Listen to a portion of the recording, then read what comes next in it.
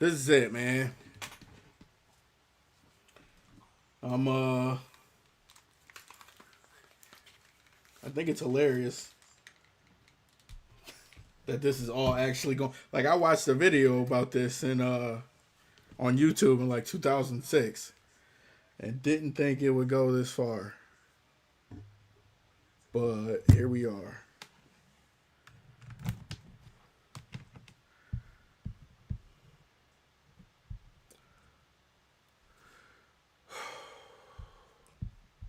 I'm gonna pitch my movie, and if you like it, give me a like. If you hate it,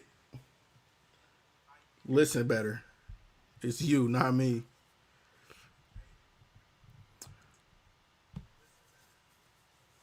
Where do I start? Where's the media at?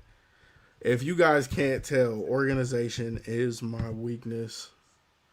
I create things and such for everybody every day, all day, and it's never in order. So, first things, make sure ain't nothing crazy going on. I need to know is if you in here, what up? Let yourself be known. I gotta find the playlist. The playlist is the key to all this. And when I was talking yesterday or the day before, I actually came on here, whatever. I don't remember what day it was, but the playlist is actually key to everything for me. So I came out here in 2019, and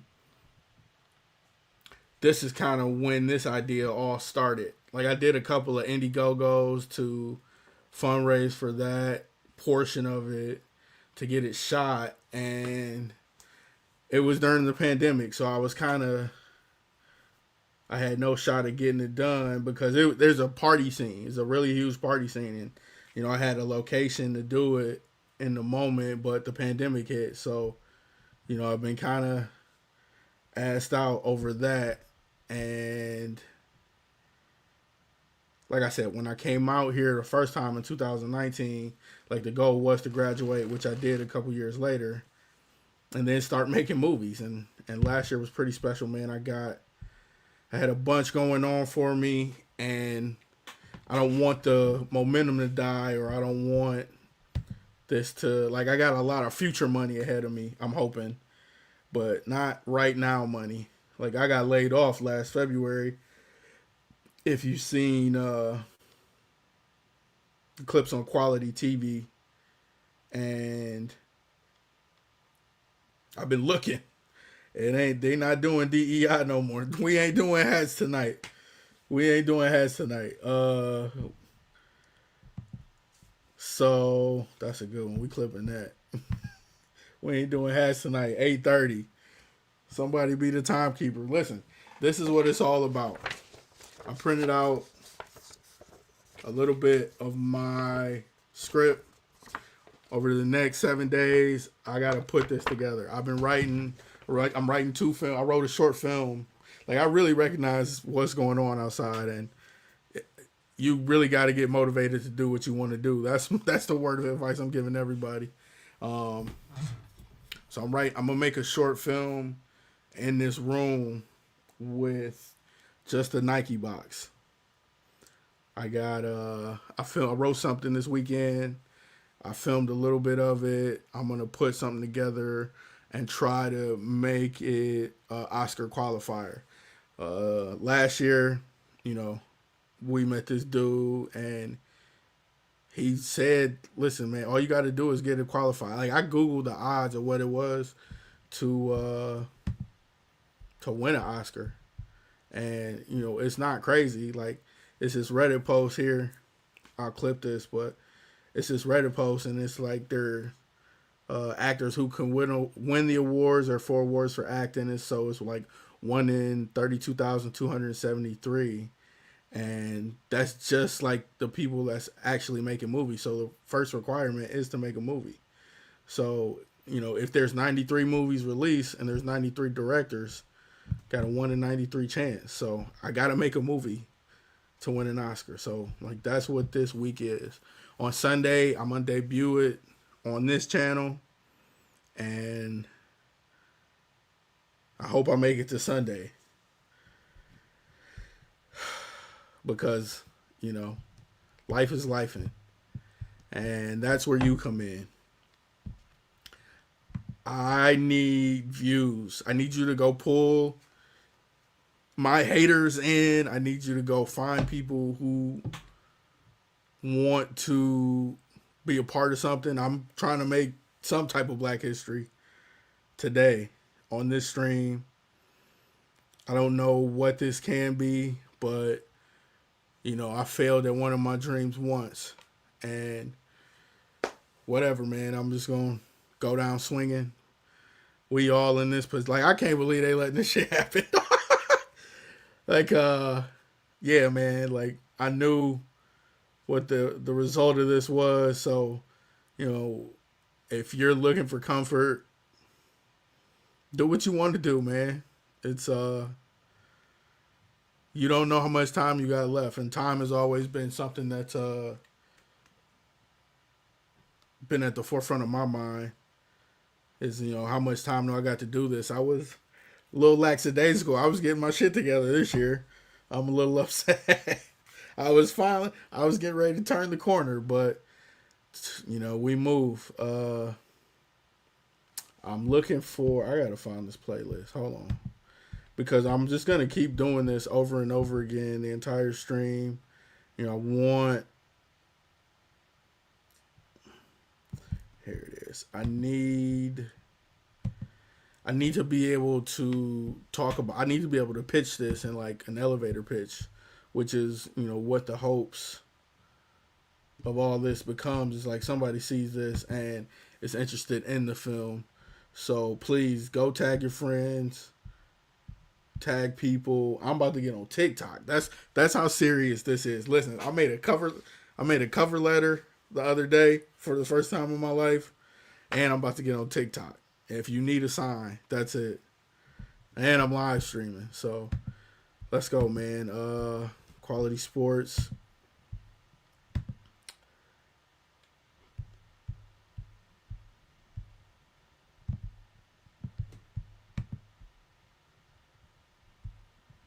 Where you at? Come on now. Don't play with me. No, that's an audio video file. That's why.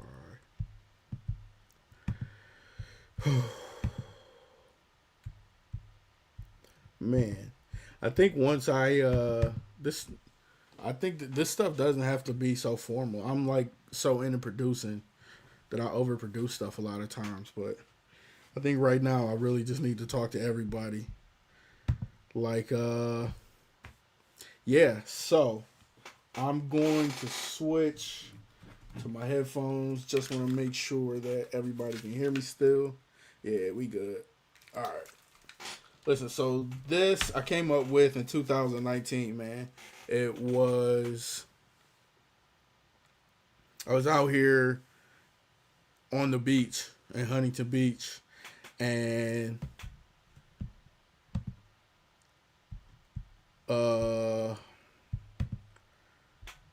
what happened? I was out here in Huntington Beach, and I was coming to complete my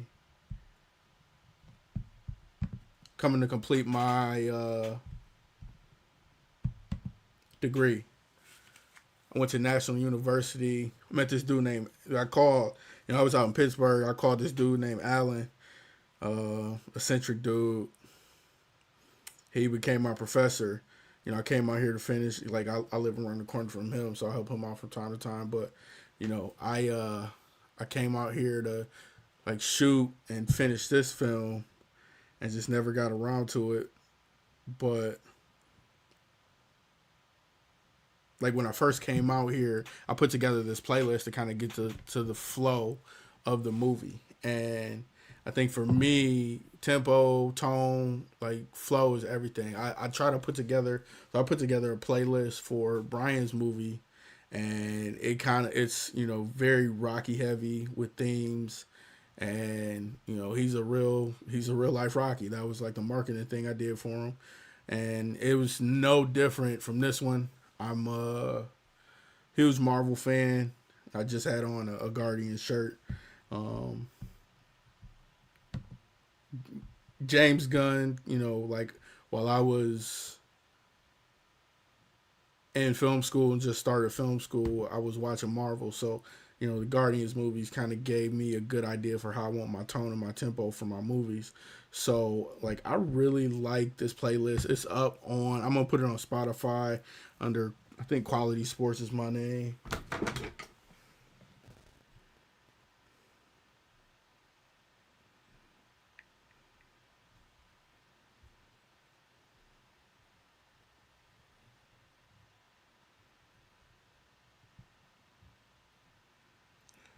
Let me find it.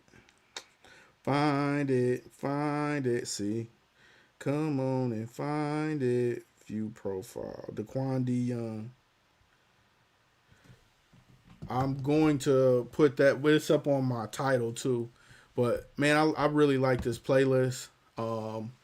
So the intro that I've been playing on this show, it starts with Prince and Let's Go Crazy, and like the movie, it opens over a town, and it's a drone shot with a bird's eye view. You're looking down, like the traffic goes, and then it's like a sweeping drone shot towards the stadium. You hear the crowd roar. This drone goes over the top of the stadium, fans roaring loud, and the drone sweeps around to find DeAndre Richardson. Now, DeAndre Richardson is me. This is my story. Um, it's it's a lot more like I want to make the greatest football movie of all time. That's what I've been saying. That's how I'm marketing this, and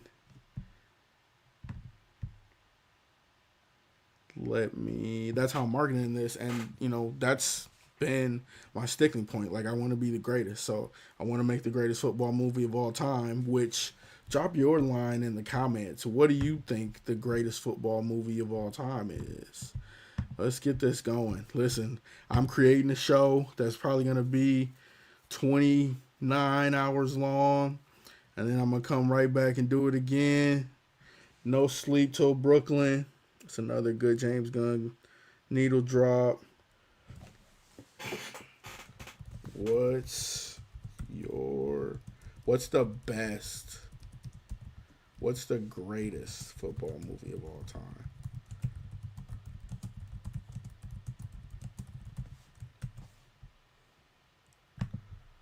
Let's scroll that. Add the banner. Boom. What's the greatest football movie of all time? Drop a line in the comments. Can we edit it? No.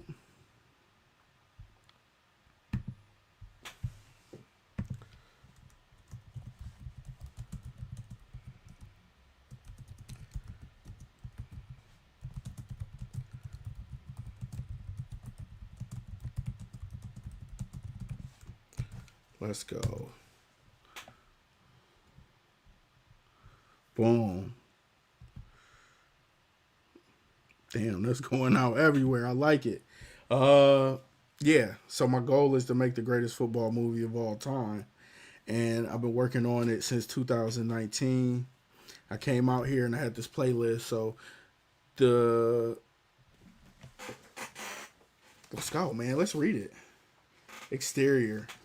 College football campus, 11:59 a.m. Prince, Let's Go Crazy, Needle. A bird's eye view of a parking lot full of rowdy college students. Fans overflow from the parking lot to the stadium chanting, "Go Cougs, go," in unison. A loud roar erupts from inside the stadium as the clock strikes noon. I can read, baby. Yeah. Ain't gonna be no speculation. on air the voices of, for me, this is Joe Tessitore and Jesse Palmer. Welcome you to the broadcast. Here go my Tessitore. Good afternoon, everyone, and you're in for a special treat today. The Valley State Vikings take on the, I ain't came up with another team yet, but the kickoff is essentially character. And I'm trying to highlight how important DeAndre Richardson is to his team. They are playing in a very important bowl game, which will be highlighted throughout the film. And just as the title track suggests, he's going crazy. There is this idea that I got. So I'll be playing football on the beach. Let me give you, I think I got some footage in here. Yeah. Sam, I got one. Tug, leg. I like that. We can. Hell yeah. I know you can't. Come on, walk around. Walk that shit off. Yeah. Yeah. Yeah. Walk that shit off.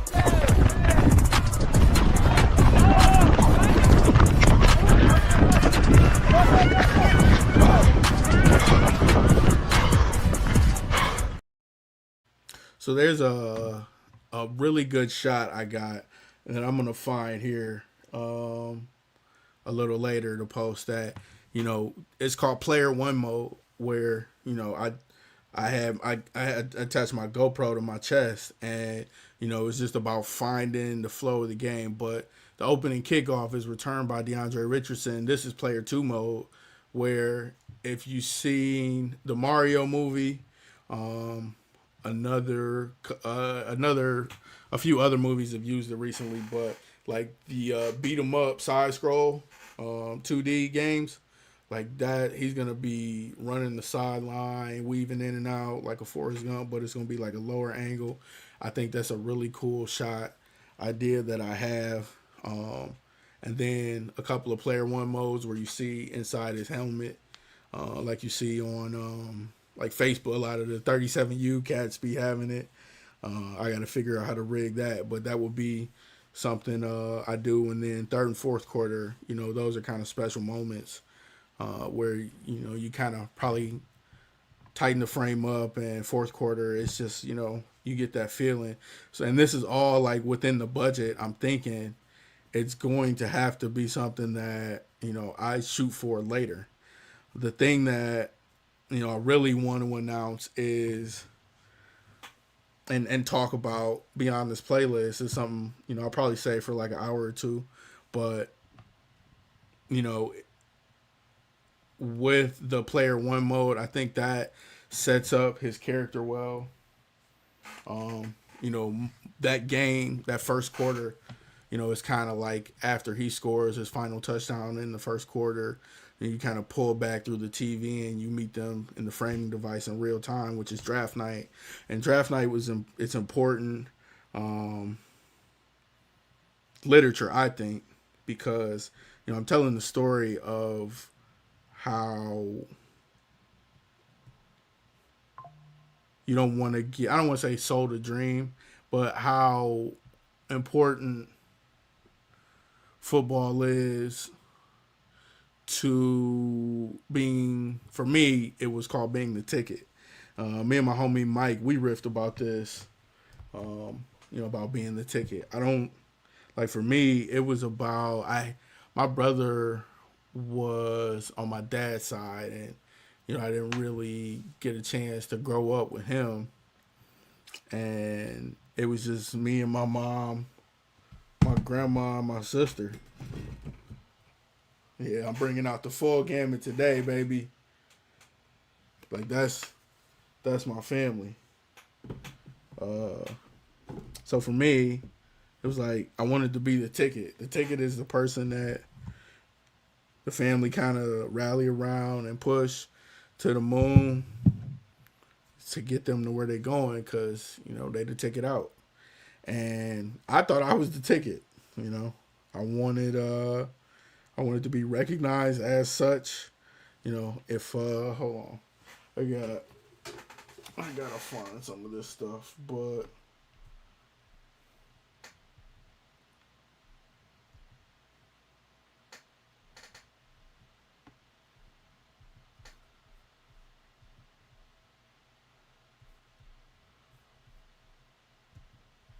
gotta lay some of this stuff out.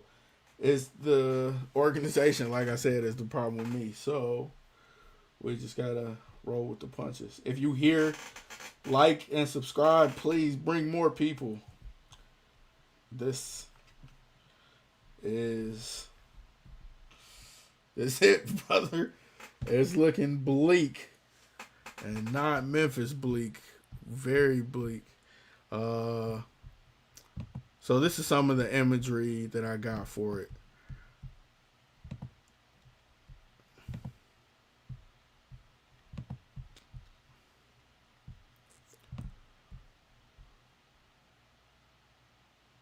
Where are we at with it?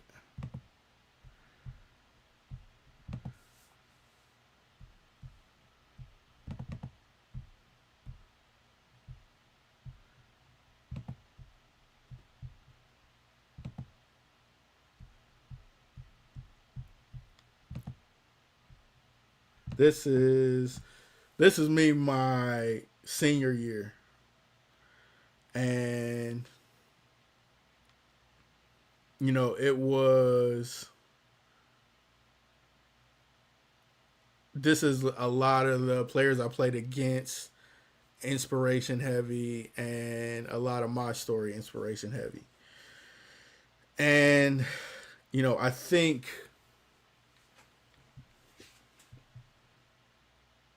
where was it? I was with the playlist. We was talking about the playlist. We were talking about DeAndre Richardson. Oh yeah, theme. It's theme heavy, like family related themes, but you know, greatness is kind of one of the main themes. I watch Oscar movies, man. Oscar movies only. Like Whiplash is one that really stand out to me, and that's kind of what football was playing like. Like I know people are gonna say that the kids are soft, but I think a lot of that has to do with the types of kids that are being raised. Like football used to be for poor, disenfranchised people, and now it's for kids that have been blindsided. I wrote something real funny that I want to be in the movie. It's like there's this character. My senior year of college, I was in the Cactus Bowl. This is kind of when I realized that NFL wasn't gonna happen. I had a story. Rob Windsor, he played in Cleveland and somewhere else, and then he was in the Arena League for a long time.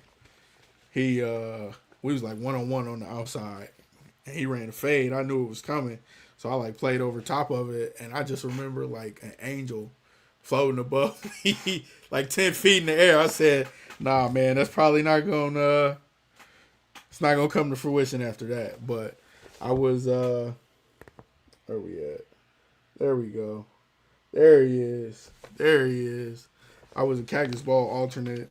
You know, I got a chance to play in the All-Star game. And, you know, I was there. I felt out of place. I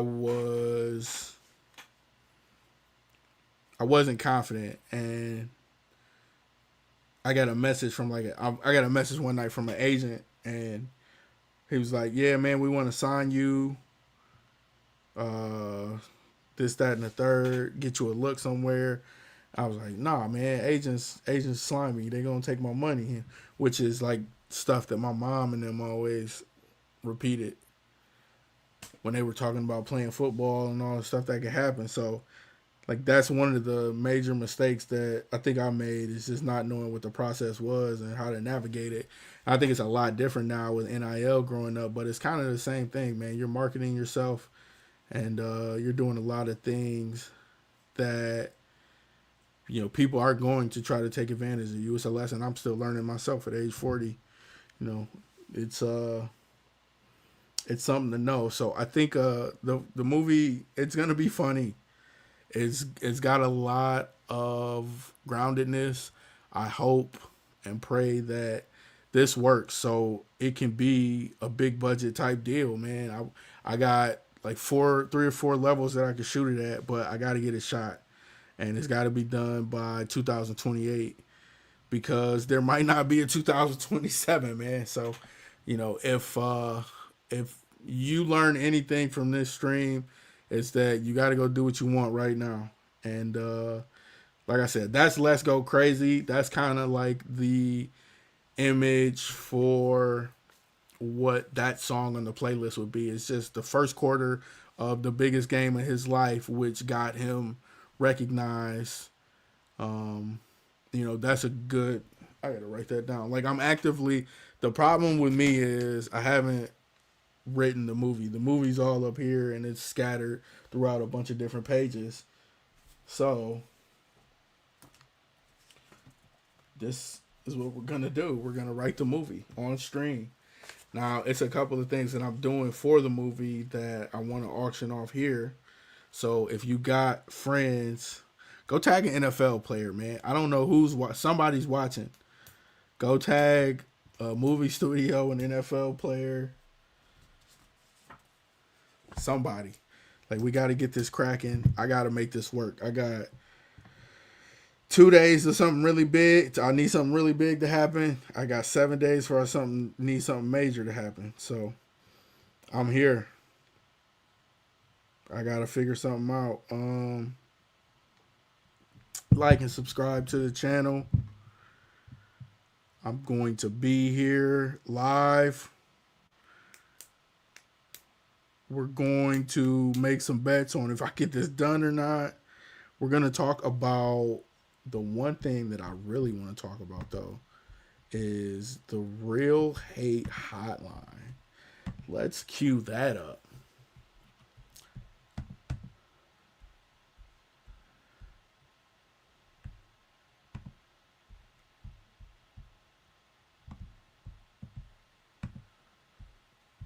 The Real Hate Hotline.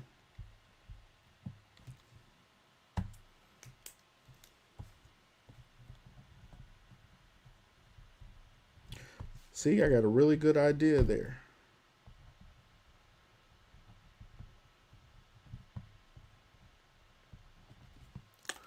Producing your own show is hard, but we roll. If you're here, make sure you like and subscribe. Let me find out. Let me find out. Let me find out. Watch live.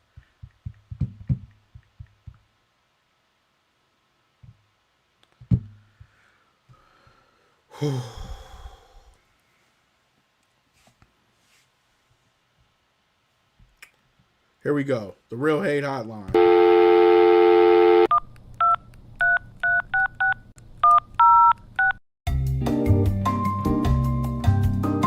Welcome to the Real Hate Hotline, the place for you to spread real hate. The Real Hate Hotline is live, man. I need you guys to call in and hate on somebody. I get the audio. This is the first marketing campaign for the movie. And I need you to spread my words. I need you to spread my vision. I need to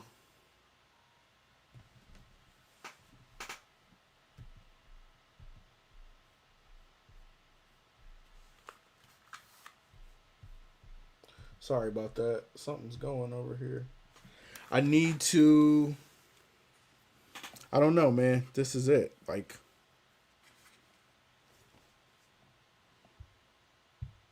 whatever.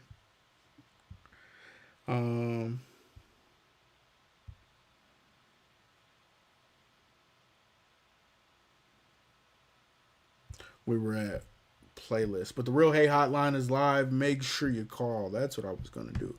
Change the banner. Cheap viewers, streamboo.com. Remove the space. We got some spam bots. That works. I'll talk to spam bots. What was the banner? The banner was the phone number for the Hater Network. 877-461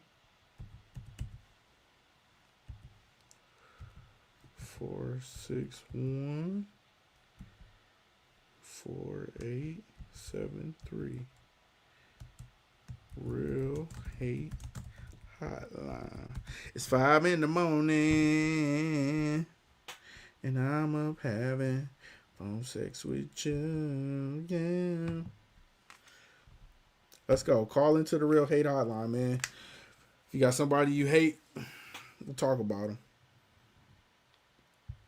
I am going to need some water eventually. This is a lot of talking. But make sure you check us on Spotify, Apple Music or Apple Podcasts. This is going to be a tough task. I am showing you how to turn in all your assignments at the last minute and try to get an A. It's what I was great at. That's the playlist for Undrafted. Where did we go? We started with Let's Go Praise. Okay, and then we get to the payback. I think the payback is what I started this movie with. I got a list of names of people that I need to get revenge on before everything ends. And that's what the payback signifies. The payback is my anger. I'm trying to exorcise my anger. That's a great segue. Unintentionally. We're just throwing this show together. But that's what the Real Hate Hotline is for, man. I want people to be able to call it and talk about what's bothering them, because that's what you see on social media all day. And I'm going to turn it into a video online. I think we got one done that I'll post here in a minute. But the Real Hate Hotline, I'm going to be a conduit for people's hate. Like, I'm going to filter through it and try to find some funny in it and see if I can get you to keep calling and, going out and making some better decisions, talking better to some people. Because, like Bad Bunny says, only love is going to win this. It's not going to be hatred. So, yeah, man. The payback signifies it's me. It's the entire reason I'm trying to make this movie. I'm trying to get rid of all this hate and frustration that I have inside of me, because I don't know if you know this, but poverty is a disease. It's I don't have a poverty mindset. I have a poverty bank account, which I'm hoping to remedy with this. Like, this has to be the end of it, because it's not going to come from a job, because I keep working those and they aren't working out in my favor. I feel underappreciated, not getting paid what I should be getting paid. And the payback is me trying to do something. It's success. It's what everybody says the best revenge is. And to me, the best revenge is punching somebody in their shit. So when I play the payback, it kind of, we pull back through the TV and reveal the actual draft party, because they're going through the game. The game didn't happen live. We're framing in to the draft party and the most important night of DeAndre's life, and everybody's getting ready, and it's a dance party. Like, everybody dancing, mama partying, mama dancing, and we kind of do like a Spike introduction. You know, you just talk like, or we just dance through the scene, let it play, and then there's gonna be a hard cut into meeting some characters. The most important character, like I was talking about, was Brad. Brad is the agent, and he represents the Iquinsuocha, the White Devil. I think, you know, in navigating conversations about money, who can you trust? And that's one of the most important themes in my life is who can I trust to, you know, pay me what I'm owed, pay me what I'm worth, and get extract the black capital from my name, which is, it was kind of a precursor to all this. How this all started was just about you know, me occupying white spaces. Like I got pulled over on the Ohio freeway, and they called the dogs on me. It's like, at this point I had never even done drugs before, and like I'm still worried that, you know, when they pull me over, something gonna happen. You know, it wasn't gonna be. It was gonna be. I think this was like during the height of the Mike Brown Ferguson stuff too. So it's like one of those worries. Like, man, I don't know what's about to happen. This might be it. The dog tapped my car and he let me go. But it's like those feelings are universal. That's why none of this stuff is. It feels on brand. It's not new. It's nothing. It's not even deflating anymore. It's just like, this is what a lot of people have been dealing with for the longest time, and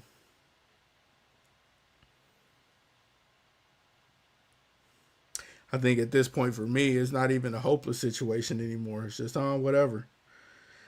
I I googled, you know, the Harlem Renaissance last night, because I can only imagine the what was going on World War One, where, you know, they're creating all this beautiful art and the world is literally burning down behind them. So, you know, I kind of understand that a little bit more. Like, I have no desire to get into minor and secondary squabbles. Like, I gotta get all my shit off my chest before whatever's about to happen is about to happen. So, like, this is I think this, listen, man, no matter where you are, I wear my Bret Hart shades because every morning I say I'm the best there is, the best there was, and the best there ever will be. I'm the excellence of execution. Like, people think that I just wake up and push two buttons and that's it. And they think they could replicate that with AI or, you know, whatever it may be. It's not served anybody well, is what I'll say. So as we navigate through all the anger you can tell I have, the payback is, you know, we bring them in, and then, you know, I was alluding to earlier the Blind Side scene. Brad is in the version that I wrote. Brad is the other side of the world. He's the money side. He knows. Like, I left home in 2004, and I never really went back, and it made a real big fracture in my family. Like, I don't really relate to them. We don't have much in common, and they're real defiant when it comes to a man telling them, suggesting to them anything. So for me, it's like, what the hell ever. And last year led to a lot of friction. I stopped talking to my family. I said in the other podcast the other night, it's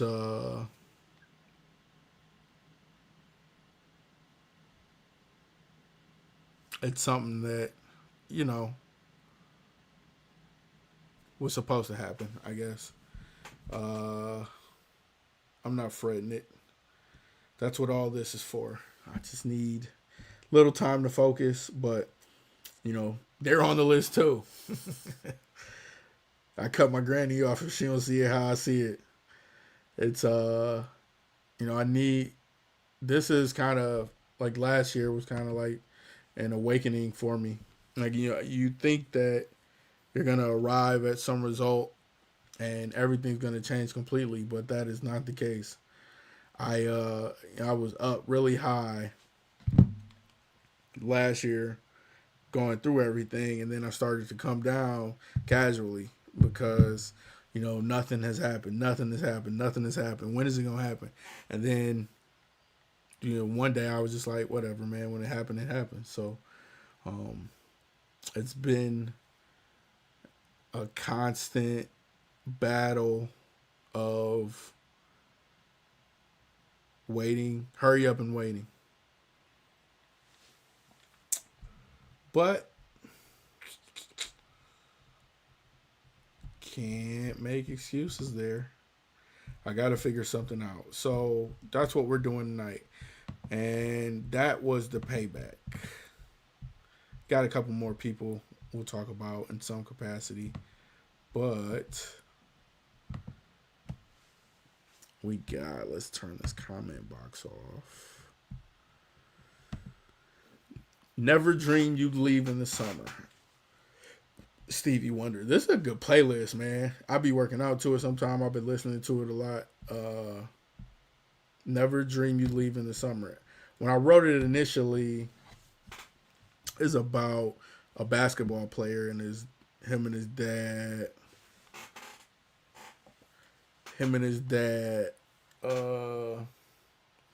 They would wake up and work out together, and that's where he got his routine from. But that never really happened to me. I got my routine from racism. I used to live in this apartment complex called Perry Place Apartments and played on this field that was a little rickety, and there were these two kids, Bobby and Tommy, and Bobby and Tommy would get their ass kicked by me on the football field, and then they would wait until they got almost home to call me the N-word. So it became a game to me. Like, I would go to the top of the hill where I lived, and I would try to calculate to see how fast I could get to them before they got to their door.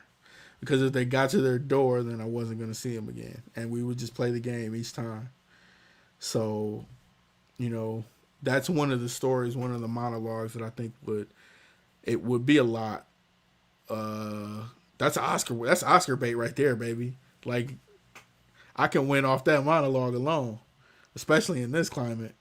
So, yeah, that's Bobby and Tommy.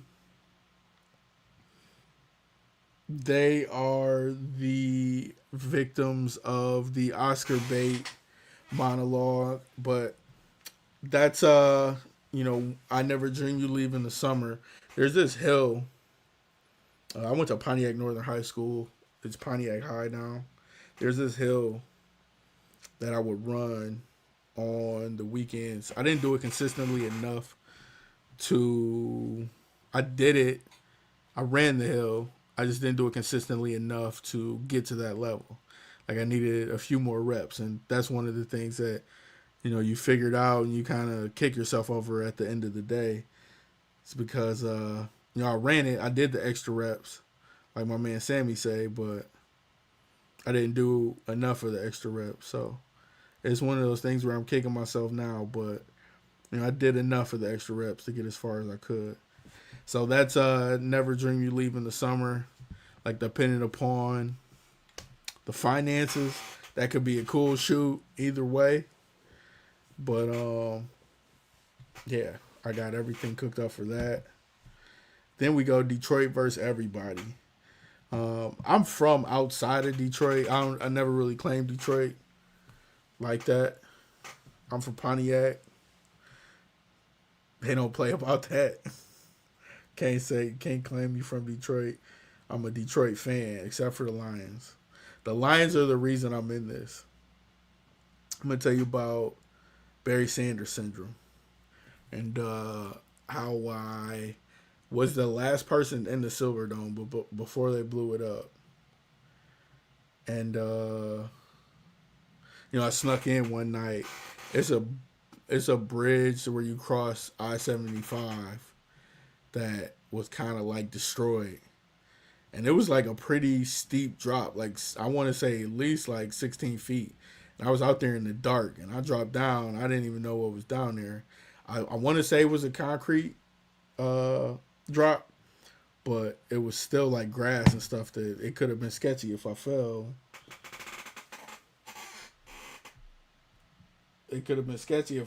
So it was I'm gonna add a little danger element to it to give me some cool points. But I was one of the last people in the Silverdome. And I spent a lot of time there trying to get there. Growing up, where the Lions played, one of the earliest memories I had was being there with my uncle playing catch in the parking lot. I played football for the Max Bears. One of my first playoff game, I wore my it was an Air Zoom or Air Zoom Turf Max, the Barry Sanders joints. I did a lot at the Silverdome. I got smacked at the Silverdome. 7th grade, Maurice Thurkel on the kickoff return. We was getting smoked already, but he lit my ass up, man. We had kids that was like, I was young. I was on the younger end anyway, so we had kids that were like, grown as hell. Laid me out. They took me to the hospital. And it wasn't nothing. I just got smacked. My mom was tripping. So I think the next year I tried to play football, and the coach remembered me, and he didn't want me on the team for that reason. So a lot of my 8th grade year, I didn't even play football because of that. My 9th grade year in football, I missed spring camp or fall camp. I didn't join until 2 weeks into the season. My junior year or my sophomore year, I got benched. I'll never forget. It's going to be funny when I tell this story, but I'll never forget 9/11, man. Never forget. 9/11 was a special day for me. Not special. Does he know? I'll never forget 9/11 though, but I got benched my sophomore year, and then my junior year, man, I just turned it on. Like, the coach gave me some big, heavy ass lineman cleats, and like, I was playing against our defense. My junior year was, I think, top 10 in the state. I was one of 5 or 6 juniors that started. Maybe no, 4 juniors that started more than 5 games. I think I started 8 or 9 with the playoff game. We played against Marcus Woods, Charles Stewart. I think that was Drew Stanton. It might have been Drew Stanton. But we played some good competition, and I was like 5'2" out there playing against grown men at age 15. And my senior year, I found my senior year highlight tape online. And it's only one play of me on there, and I was the defensive MVP. So, I was a late bloomer, man. It made me, like, I got signed late. Coach Espo was, he's the D-line coach of Baltimore now. He they signed me late, and he said in the movie like we didn't even think you would give us anything, and I ended up being top 5 all time in interceptions there. Uh, Only All Star, or one of the only All Stars from my class, or the only All Star from my class, and a bunch more things. But it's it kind of sucks, man. I don't have a college to go back to anymore. The high school reunion was cool, but like they don't it's hard for them to recognize a school that don't exist anymore. And that kind of leads into the Lost in the Fire part. The Weeknd, and I don't know how to say guess the Weeknd and that dude that produced the hell out that song. Like my junior year of no my freshman year of college, our house burned down. I was away, and it was kind of, I'm like the age my mom was when I went off to college, and I get it. I especially get it now. Like, she tired. She was tired then, she tired now.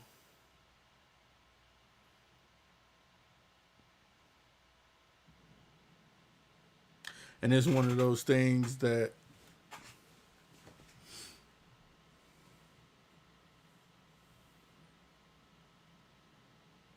I think that kind of tell a story itself. Fire is it's something in the research that's real symbolic. So that's a really good song scene that I'm gonna put together. Just talking up all the decisions I had to make to kind of, I want to stop saying be the savior, but like venture away from home. I don't want to say I can't really go back home, but I can't really go back home. Like, I was there. I told everybody I was there before I went to Butler to show the film last year, and my sister was like, you could stay here, and it's like, dog, it's already a packed house. I got all this equipment, everything. It's nowhere for me to really hang my hat. And then you get into the arguments about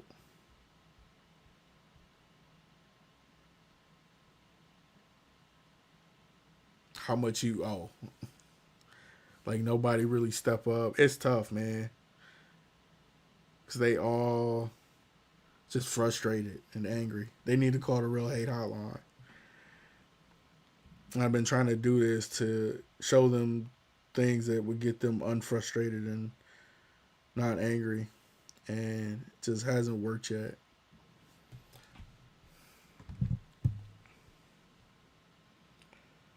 Let's get some more people in here. We've been going for an hour. I rock with it.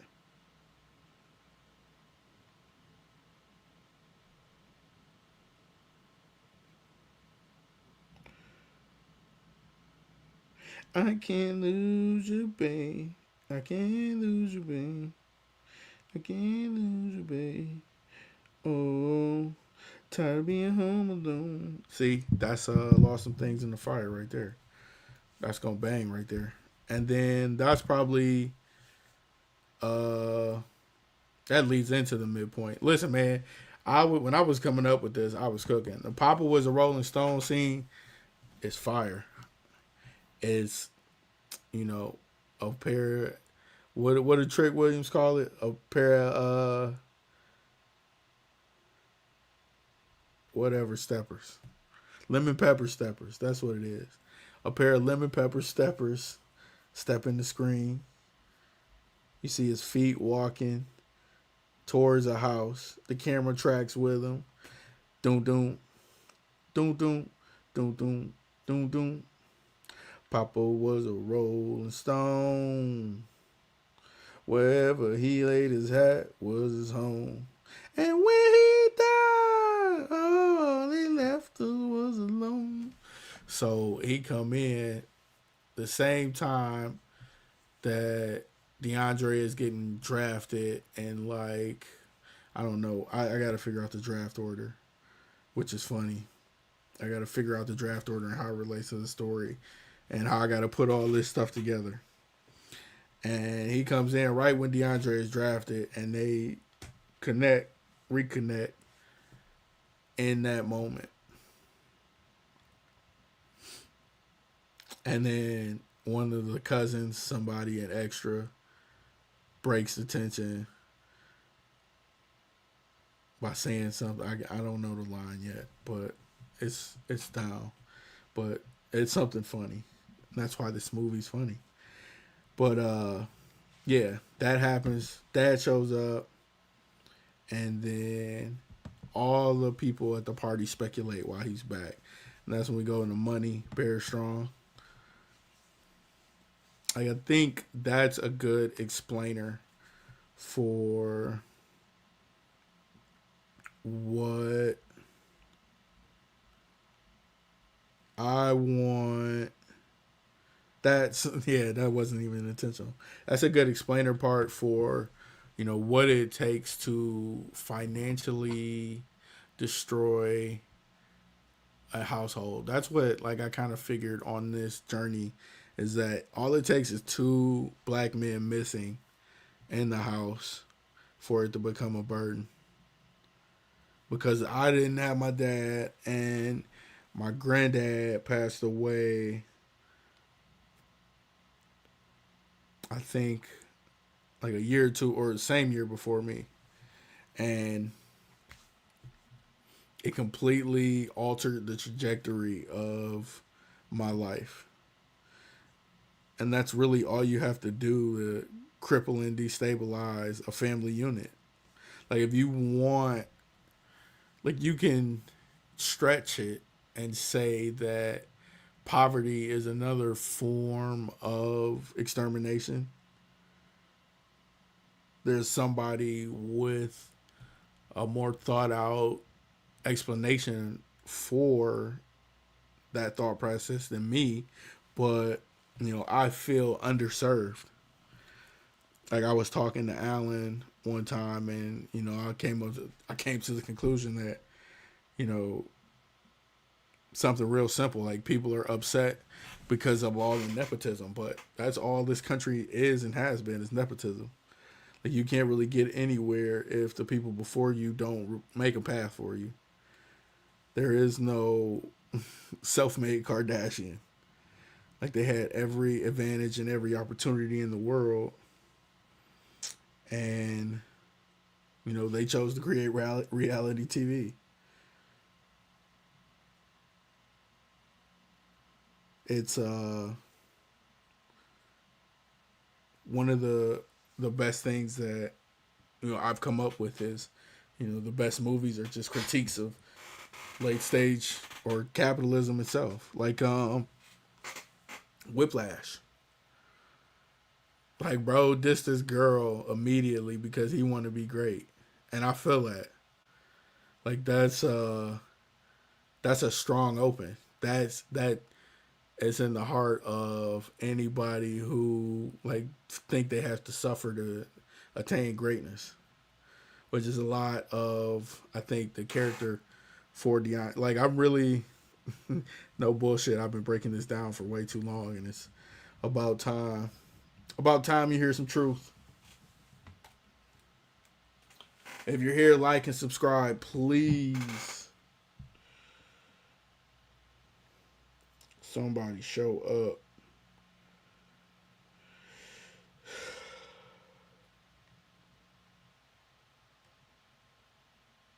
But no, that is a hard truth.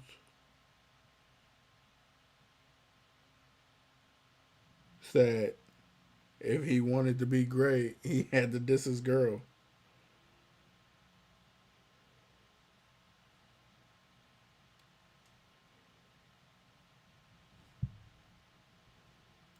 Sorry, throwing this up on Instagram.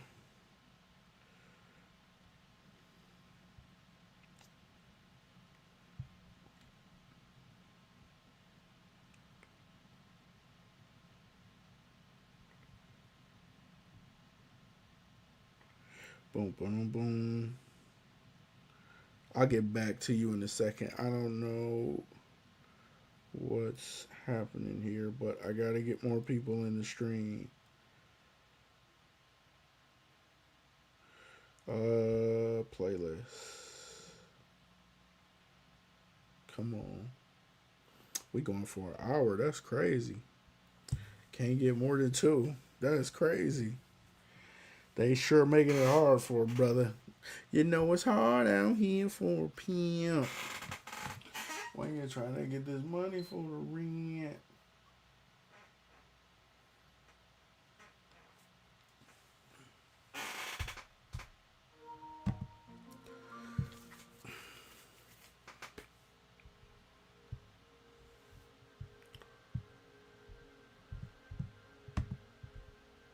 Man.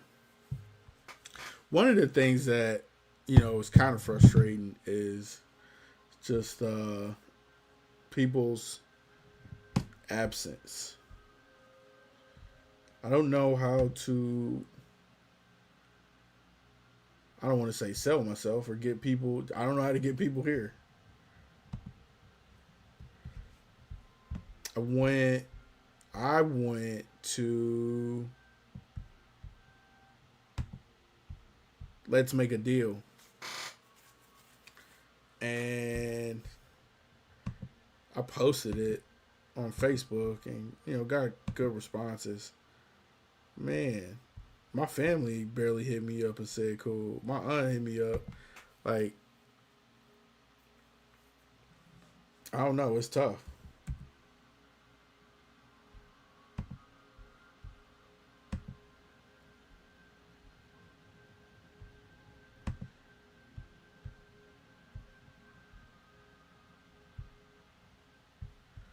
You know it's hard out here for a pimp.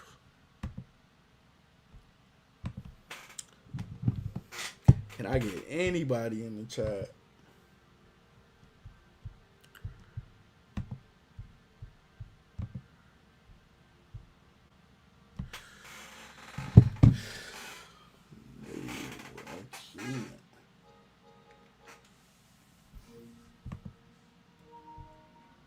Where was I at? Papa was a Rolling Stone, Money. And then the finish is DeAndre questions how he was raised, which is, I think, apropos for the last few years of my life.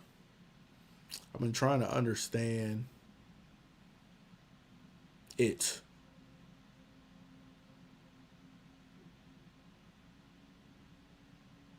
Me, all the stuff going on. Why am I blessed with doing all this hard stuff? Double it and give it to somebody else. Please. Double it and give it to somebody else. I'm I've been up, I've been down. Kind of self-explanatory. And then If I Should Die Tonight by Marvin Gaye. That song is a really good close. And I'll probably end it with that playing out through the credits. Now, that's a big budget film that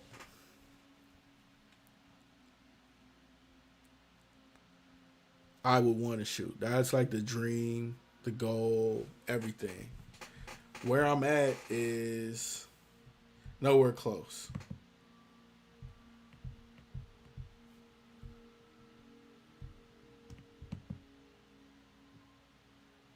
And it's frustrating to say. I think I'm trying to do the right things. And it doesn't seem to be working.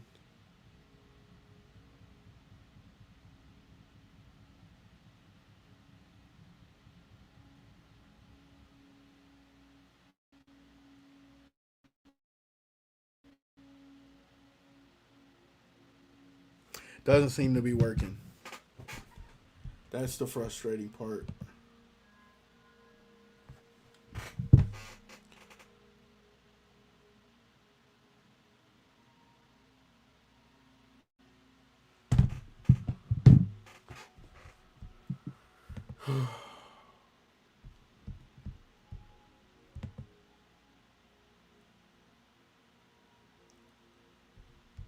Uh-oh, we got a like. Let's go. Brian, good to see you're okay. Glad you got out of surgery. Look forward to talking to you soon. That was not directed at you. Yeah. That's it, man. That's the greatest football movie ever made. Am I going to get to make it? I don't know. That's the question.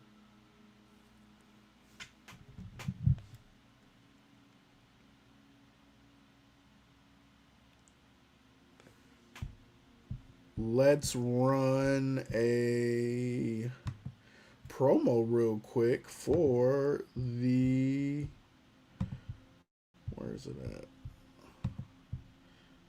The film that I want to make.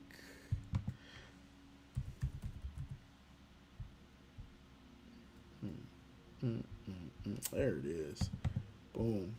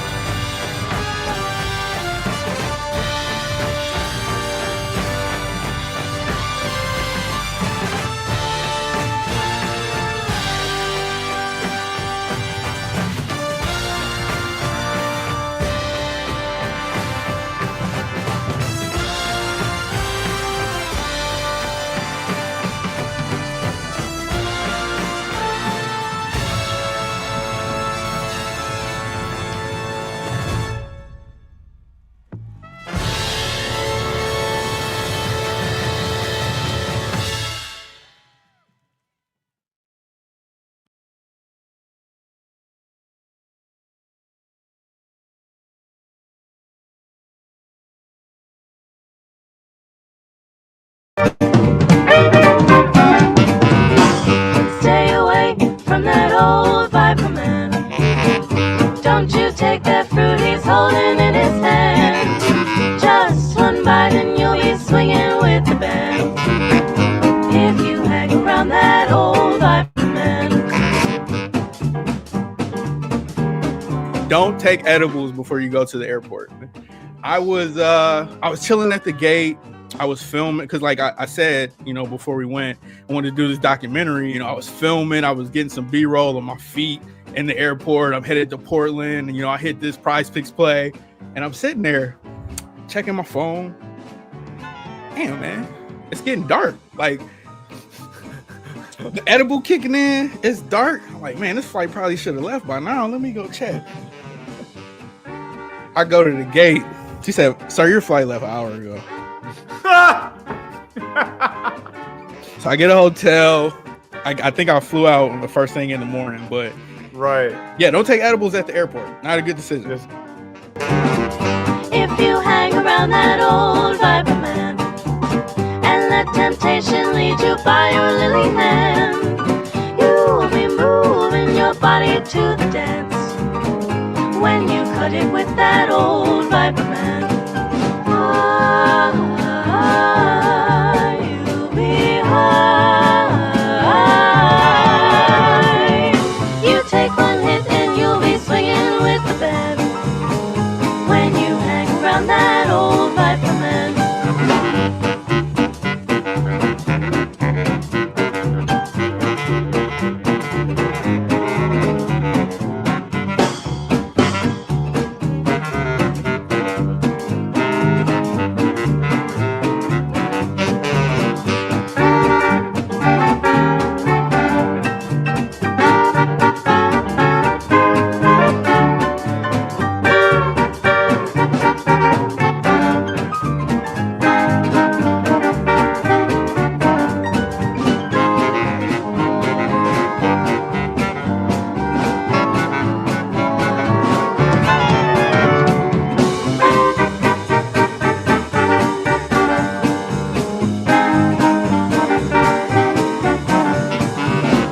Stay away from that old Viper man.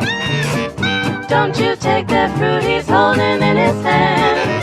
Just one bite and you'll be swinging with the band if you hang around that old Viper man. You'll be high. You take one hit and you'll be swinging with the band when you hang around that old Viper man. Heard it told about that old Viper man. Maybe I'll hang around that old Viper man. This Yeah. is the second time this has happened.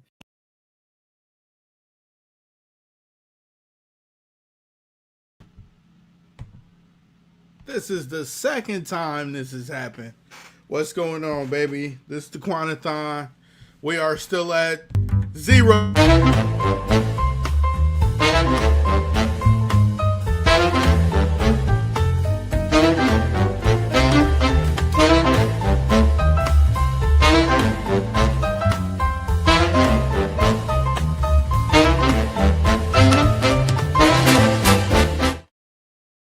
All right, look. We've been at this for an hour. We got 4 viewers and 1 like.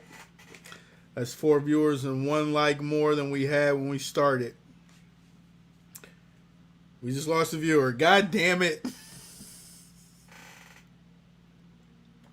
All right. I am going to do my riskiest thing ever. A couple years ago, I said I was going to win an Oscar. I have the clip here somewhere. I said I was going to make a movie before the world ends. I said I was going to win an Oscar. And this is going to be my attempt. So this weekend, I shot, goodness gracious, that's water, by the way. I shot this video. I'm going to upload it in a second here, but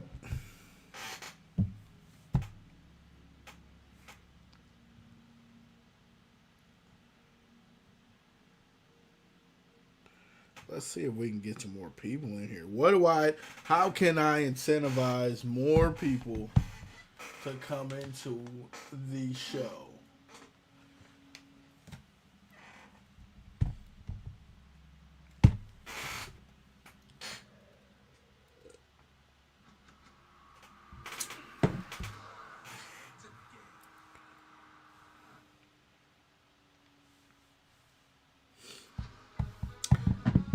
Let's get that Real Hate Hotline call in here.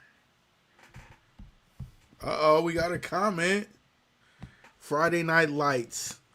Even though they watered down how crazy the town was. K Schrader 2325 answered. Friday Night Lights is the best football movie. Greatest football movie of all time. Excuse me. You know, I'm going to make a confession here. I've never fully watched Friday Night Lights all the way through.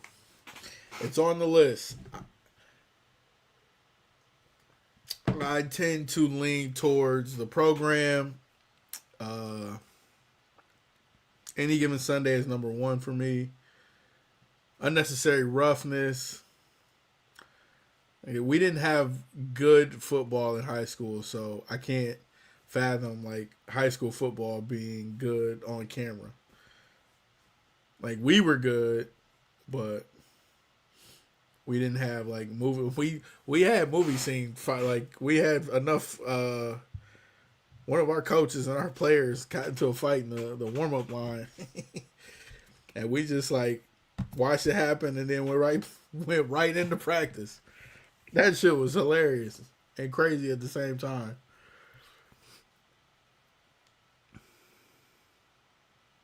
But what can you do, you know? But Friday Night Lights, I'm going to check Friday Night Lights out finally. I feel like I got to. I watched him, and I didn't like it. It had a couple of my themes, which snooze you lose apparently, but if you couldn't tell by the DeAndre Richardson Savior thing, it's I think that's part of the athlete's journey. You know, I want to tell that story in there too, because you got to be more than an athlete. Like I used to that was kind of one of the disconnects that took me the longest to achieve. Out here. Almost yapped that one. It was one of the disconnects that took me the most longest to achieve is grieving over the career, the playing football. Like I didn't really, I was not supposed to go to college. And like once I left, I didn't want the feeling of going back home. I had so much freedom, I gained so much independence that I had to figure out how to make it work. And for me, figuring out how to make it work, like I told this story the other day, but I had a 1.7 GPA at the end of semester, or at midterm, excuse me. So, you know, I undeclared and took a bunch of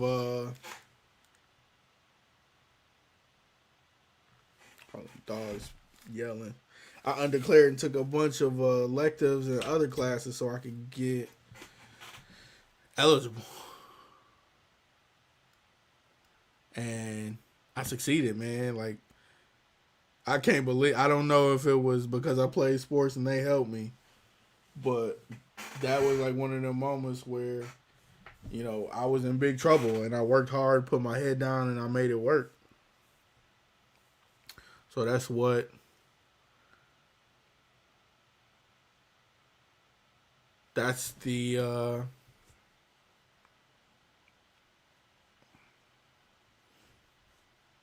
I forgot what that rant was about.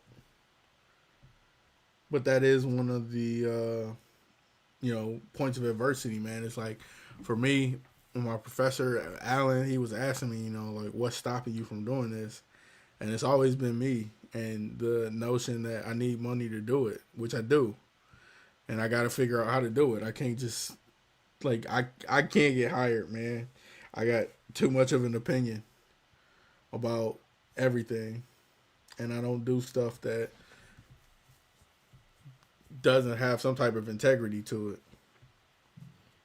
Like I would love to scheme and scam right now, but there's no integrity in that.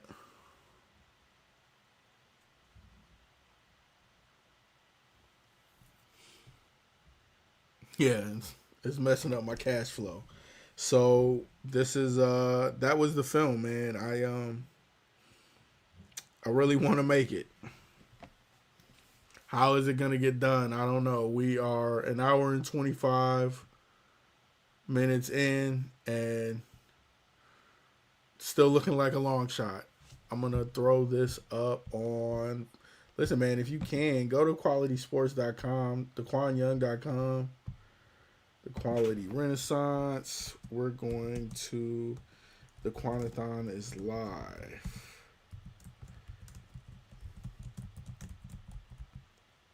Live stream, live vlog. Let's just stay live the whole time. Suddenly, all my ideas seem good as fuck.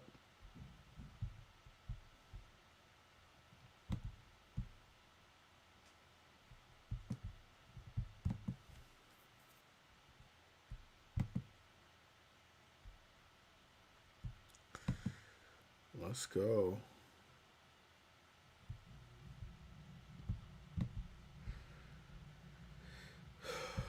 Written by admin. I'm gonna throw this in the chat. Let's see.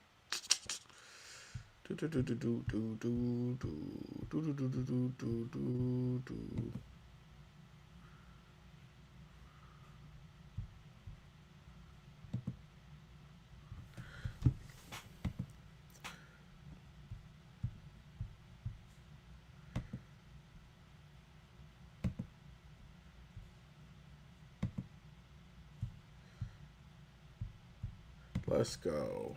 Update the chat. Boom. No, I need you to show me the page.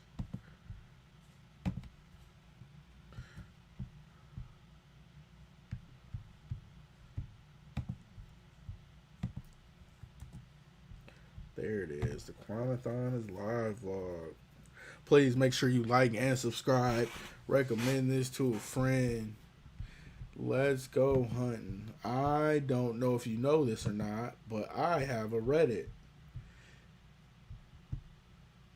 It is Quality TV. Let's post this in Reddit. Create post. Can you find this post? I'm going to treat y'all like Dora the Explorer. Can you find this post and upload it?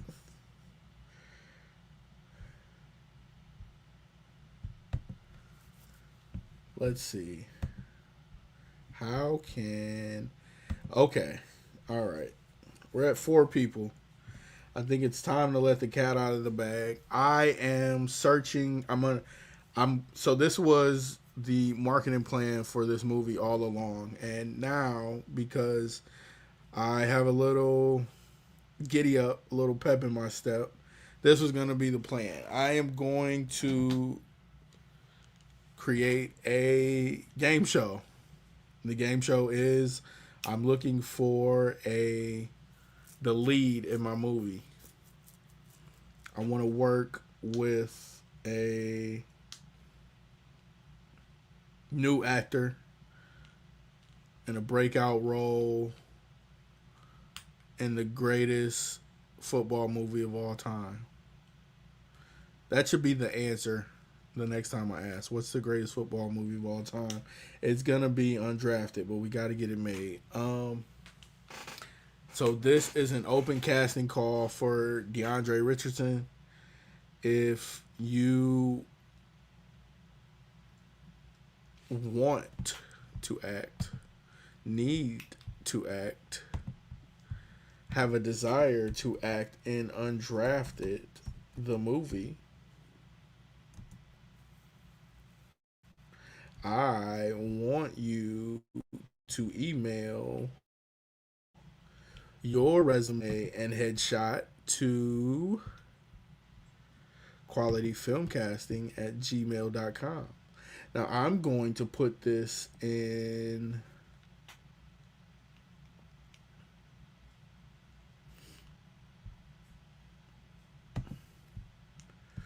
to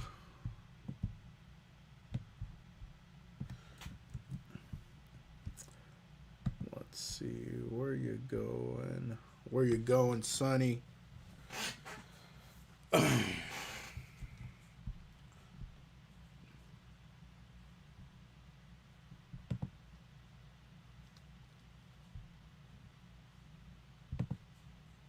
Boom. That's where I need you to email your resume and headshot. You are subject. Subject is undrafted lead actor.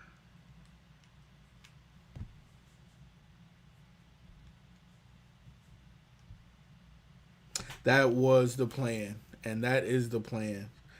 I'm going to try to take the next 6 days to find a lead actor, find financing for this film, find a job for myself, find some hope in the darkness that is outside, and find a way to make an Oscar worthy film right from this seat.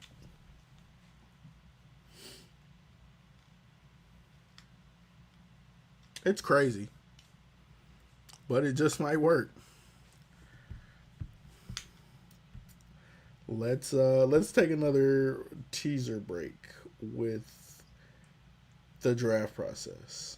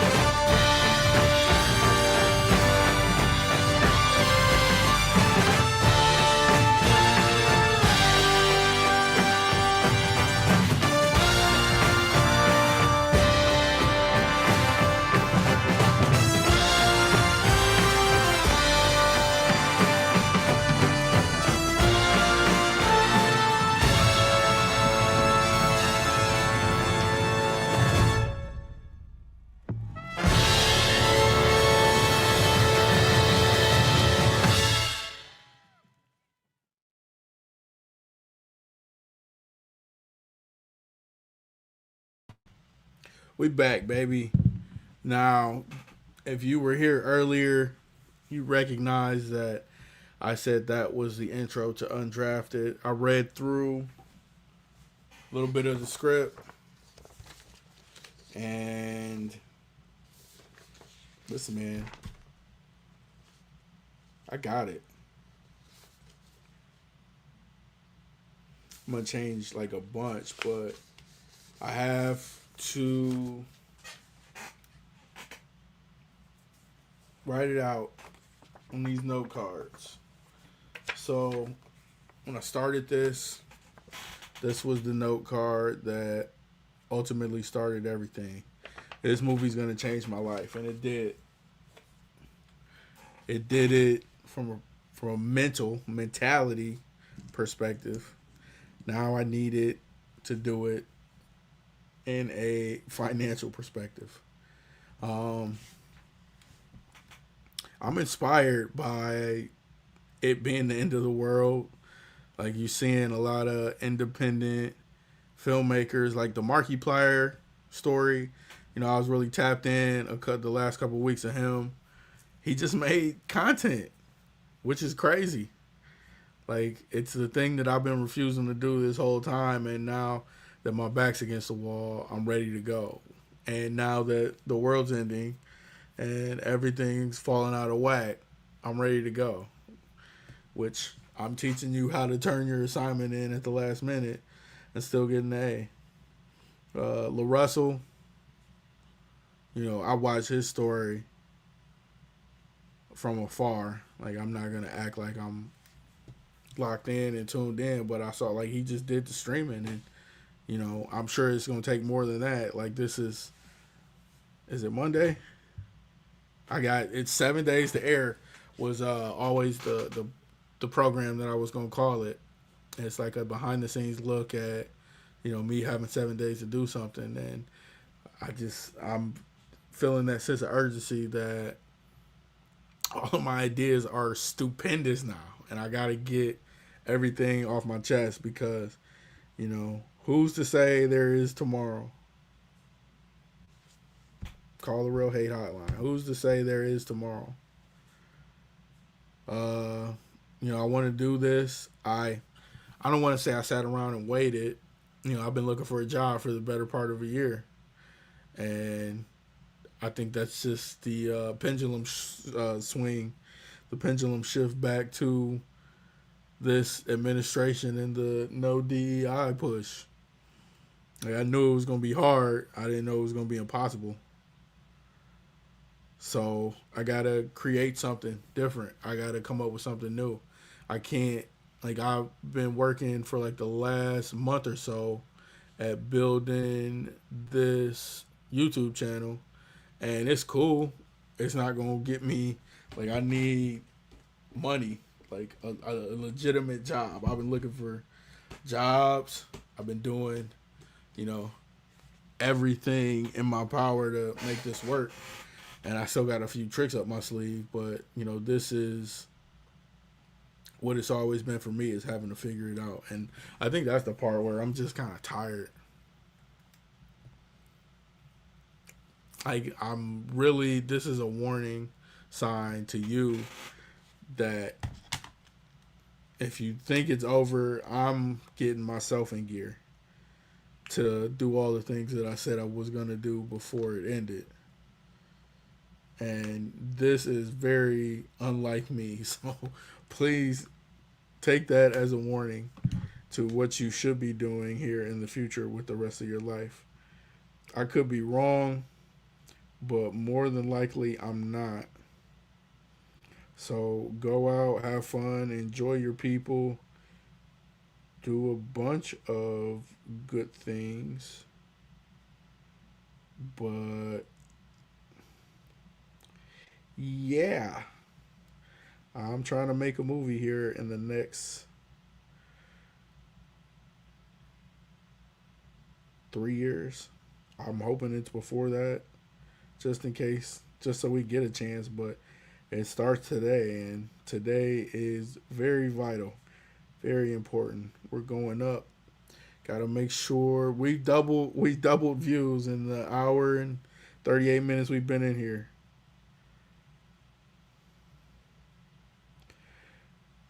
Let's go. Share, copy link. Come on. Let me post done.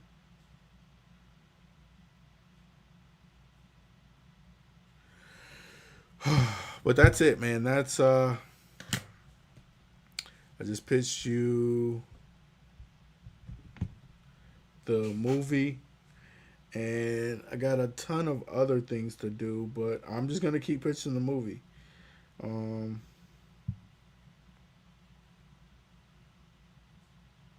In mind for the character when I first started was 6 years ago, so Michael B. Jordan was an obvious choice. Coogler is one of my inspos, my favorite director. Tarantino. Hold on, I gotta.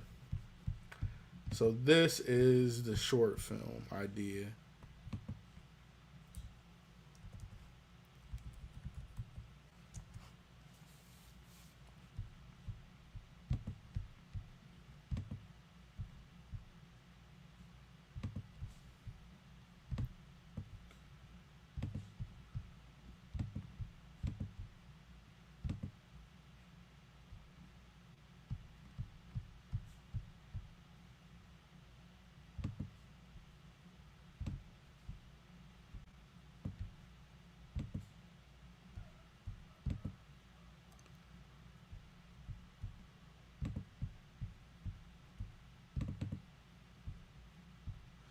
This is.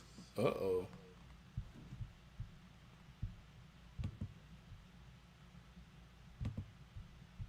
There we go. Let's see what kind of day I'm having. Not a good one, brother.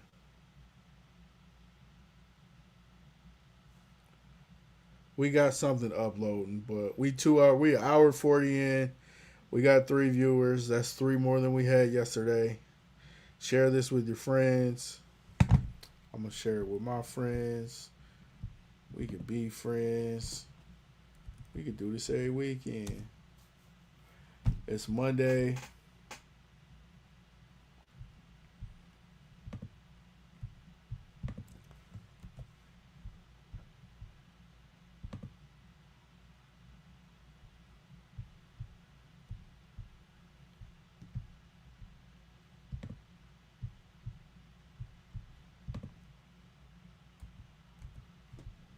You all right with that? I love it when they call me Big Papa. I wonder how this stuff works. Let's go. Come on.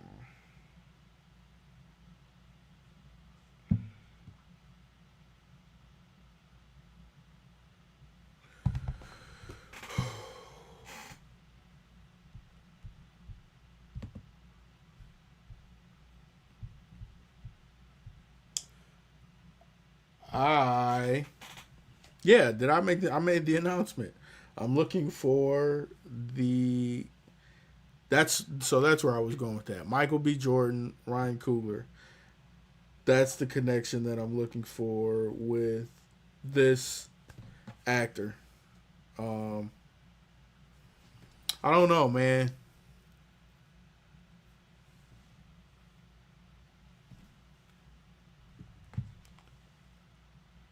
I uh, I think I got good advice last year. Like I was working on the movie. It were all positive reviews. Like I got to figure out how to make it work. I can't just keep saying that for the rest of my days. I got to do something right now because it's looking shaky.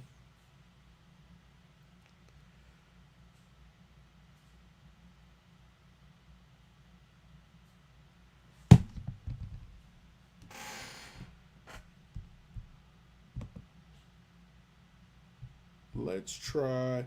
Please remember that the Real Hate Hotline, the phone lines are open. You can call.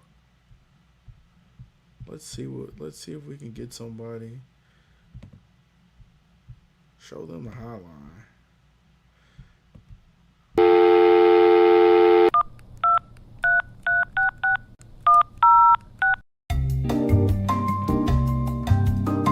Welcome to the Real Hate Hotline, the place for you to spread real hate.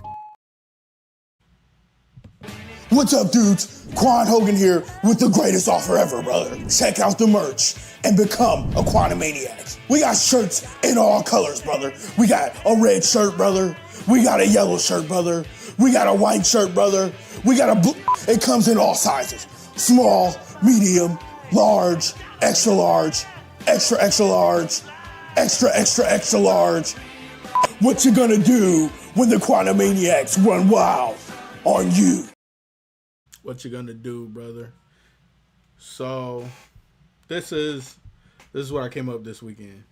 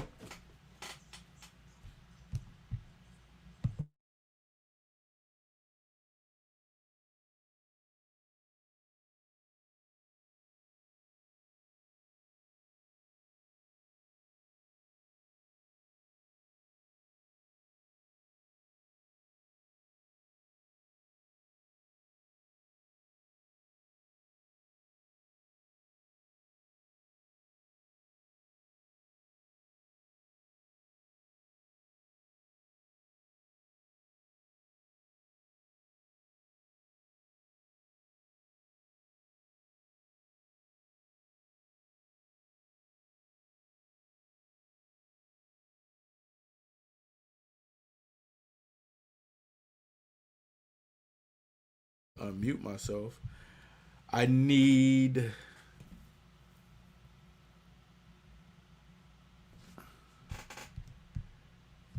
Where is it? I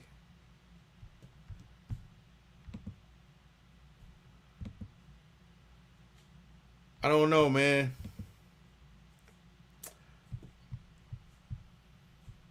I think it's hard for everybody to pretend that everything is okay right now.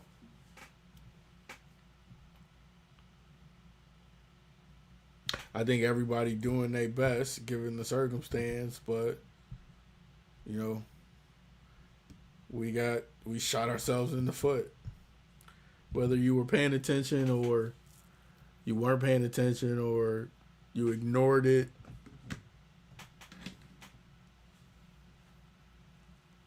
we're here because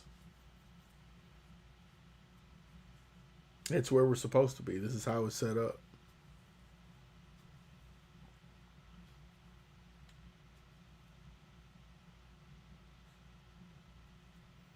I don't know what I'm supposed to be doing right now, man. I'm looking for jobs, trying to pay my bills, worried about the end of the world, not seeing my family again.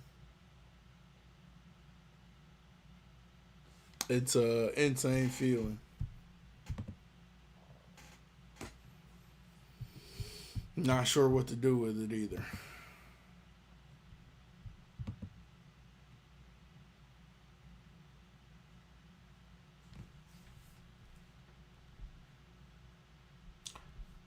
I told you about that joke my grandma made about me waiting for so long. It's funny, man. Like, I don't be putting stuff off to the last minute unless I have to. And most times because I have to.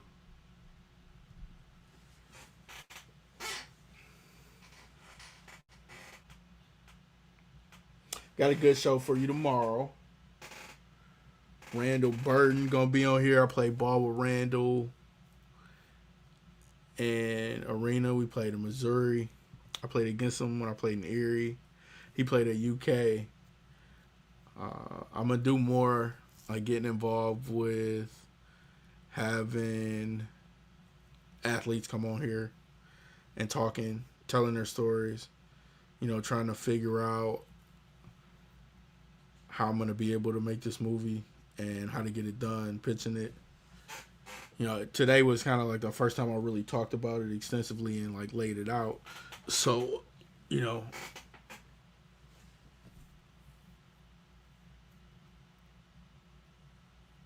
that's it. Not for the stream, but that's like that's the goal, that's the plan. We got 4 people in here. I appreciate you guys being in here. Whoever you are, whomever you are.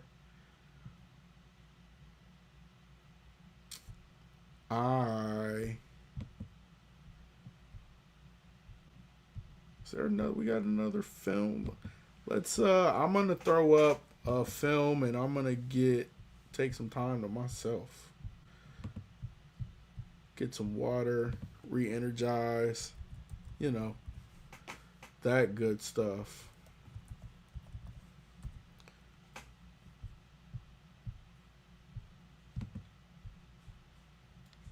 Where am I at?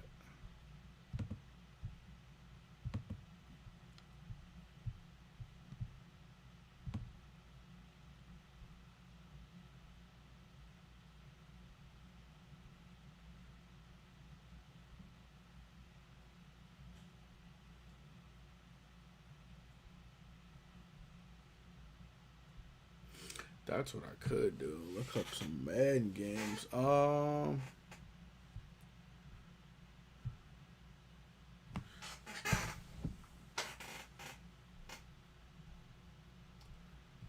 Here, what do we got going on?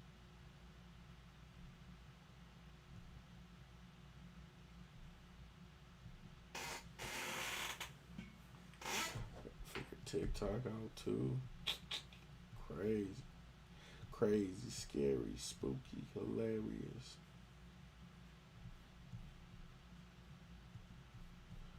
Let's throw on Teo.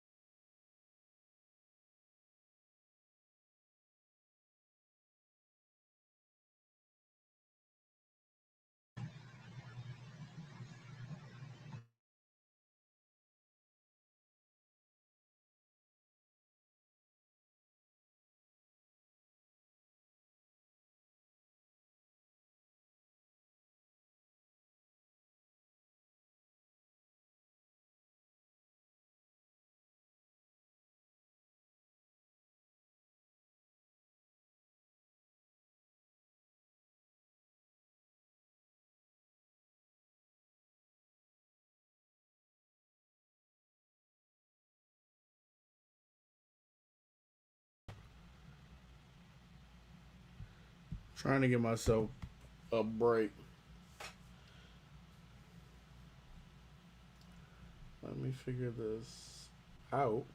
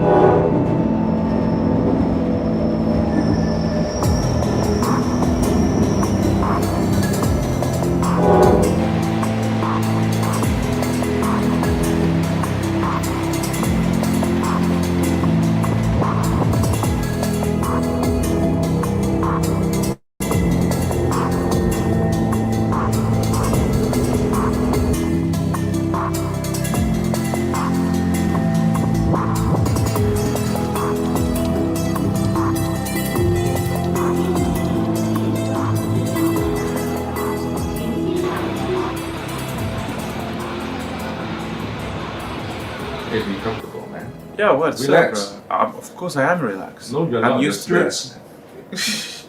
Yes, this is my first game back. Keeper was unsighted. John, It's a passion. Like, you know, football is my passion. And also, football pays the bills. So I have to give my best in everything.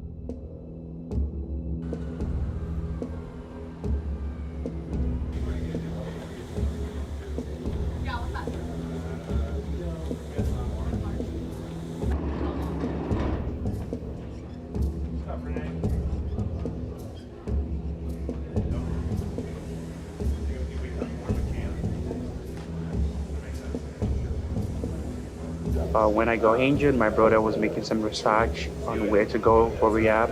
I told him I really wanted to get back to my standard, the way I played before. 好嘢啊！有少勾到啊，有陣時啩，有陣時再擔翻個靚位。如果咁都俾你去到啊，拍爛手掌真係。Alcande, a wonderful solo effort. We came by Abby's video. I definitely feel stronger and I feel more balanced overall. I feel like I'm more strong in my core and in my legs and in my vertical. So I saw the video and I was really impressed about the video, and also I saw the doctor, that was Dr. O'Neill, and there was something in me that just said, this is the right place for me.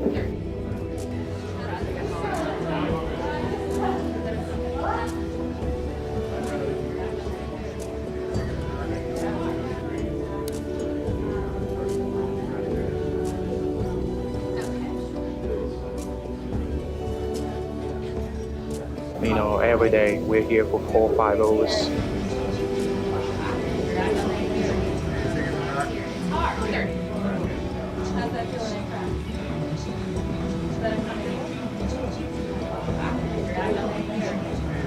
Before I came here, I could tell you, like, I was very worried. Oh, you know, how do I get back? How do I get better? How do I be at my best again? Because I always fight to be the best. So when I got the injury, I was like, can I be better? Betty, she's here. It was this Christmas. I needed a football boot, a soccer boot. I asked my parents. And they asked me, where's the boot? I said, the guy is outside. They called the guy in. They said, we don't have the money to give to you right now. But can we give you part of the money and you come back in a few weeks to get the rest of the boots? So the guy gave me a pair of boots. One leg. He gave me the right leg. So after a few weeks, it was Christmas period. I ended up getting the Christmas clothes and I got the shoes.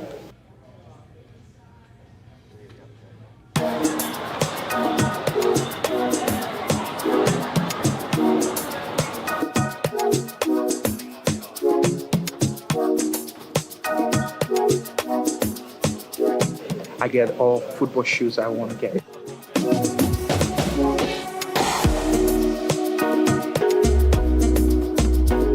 Sometimes it's good to be a big fish in a small pond.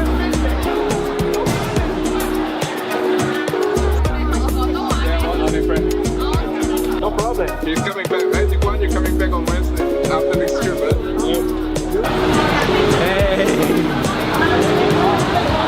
To get paid for my passion as football player, you know, so I don't know anything else I would be doing without this, you know. I saw the way things were going and I just said to myself, I have to make it here.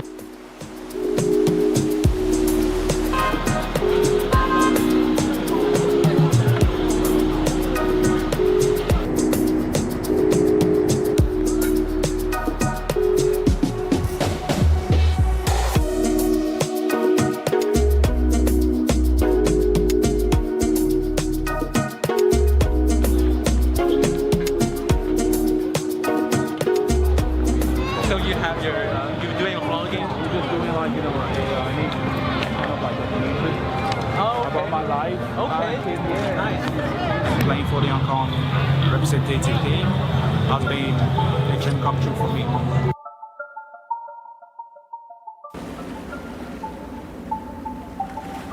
You have to understand, like, your dream has to be bigger than you.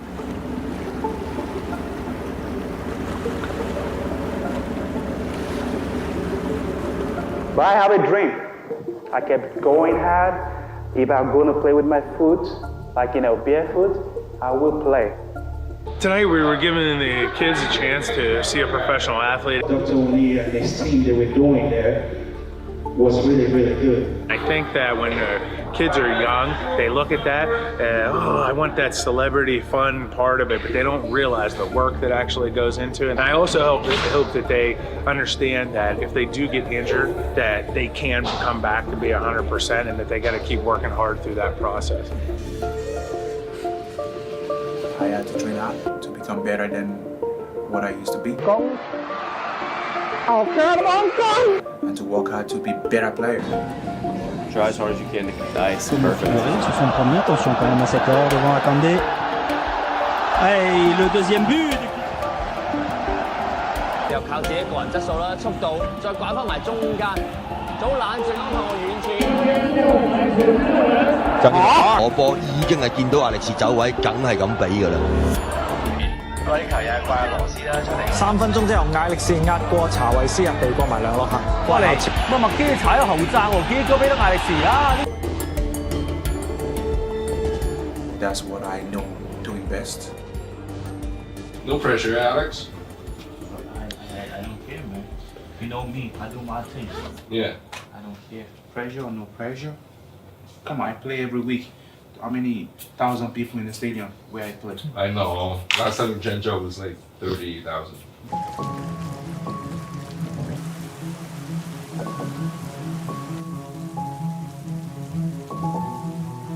Moncock Stadium is very wild. We play there. We don't even know if the grass is going to be strong or something.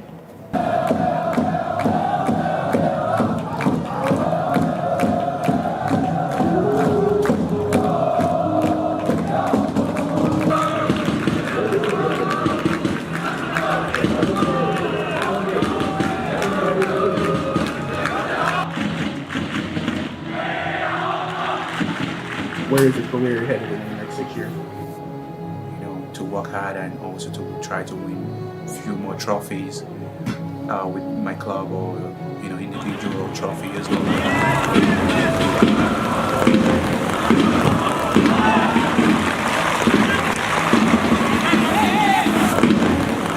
I just want to look back and I want to say thank you to football for what it has given to me back.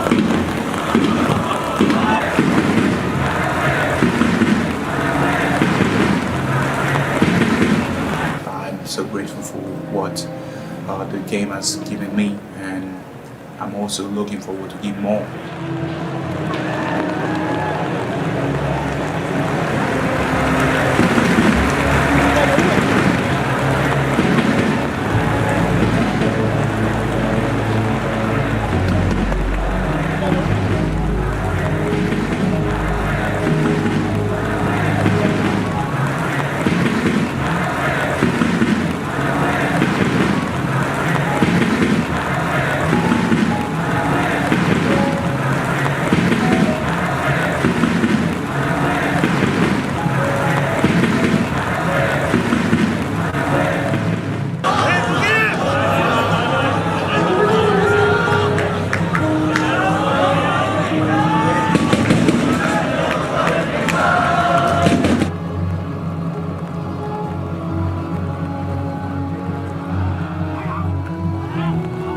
I send back football boots to them, and also I get clothes sent back to them, and also my teammates on my team, the boots they don't need, I ask them to give to me.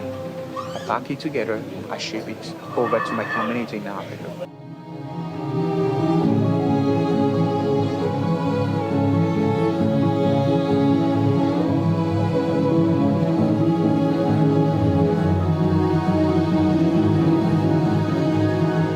My mom is so proud of me, my dad is so proud of me because I did what I really want to do. I wanted to become a pro, Okay, I'm not playing in a bigger team, in a bigger country, but I'm gonna get there, that's my belief. So I'm a dreamer as well.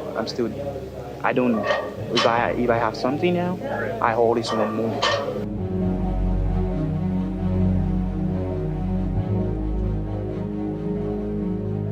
Your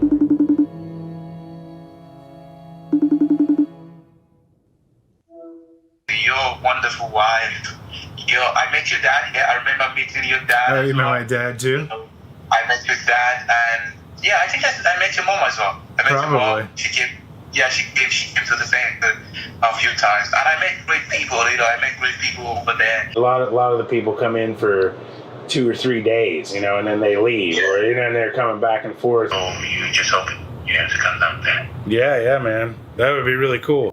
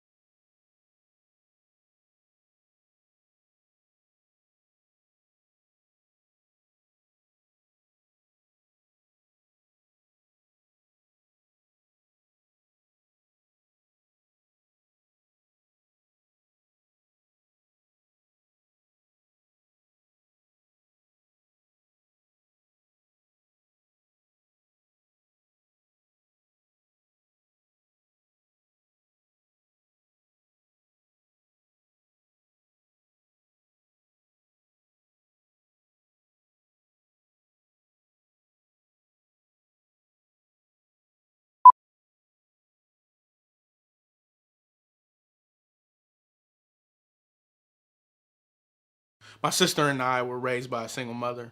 Hey, Javi. Look how thick her wrists are. You know she can cook. Period. Dot. The end. We had help from my grandma. Pooh, I am tired of being built tonight. Now turn that fucking right on this. I always felt this responsibility that I had to take care of my family. I'm the savior, the chosen one, the one brought forth to bring an end to the cycle of poverty. My whole life, I thought I was going to make it to the NFL. I'm from Pontiac, Michigan.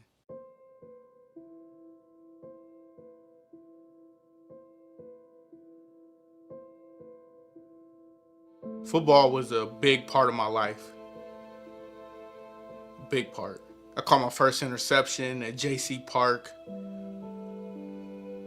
I used to run the hills at Madison when I played for the Max Bears. I lived down the street from the Pontiac Silverdome. It's so many talented athletes where I'm from, but so few NFL players. Barry Sanders made me fall in love with football. He was 5'8" and playing among giants. I saw that.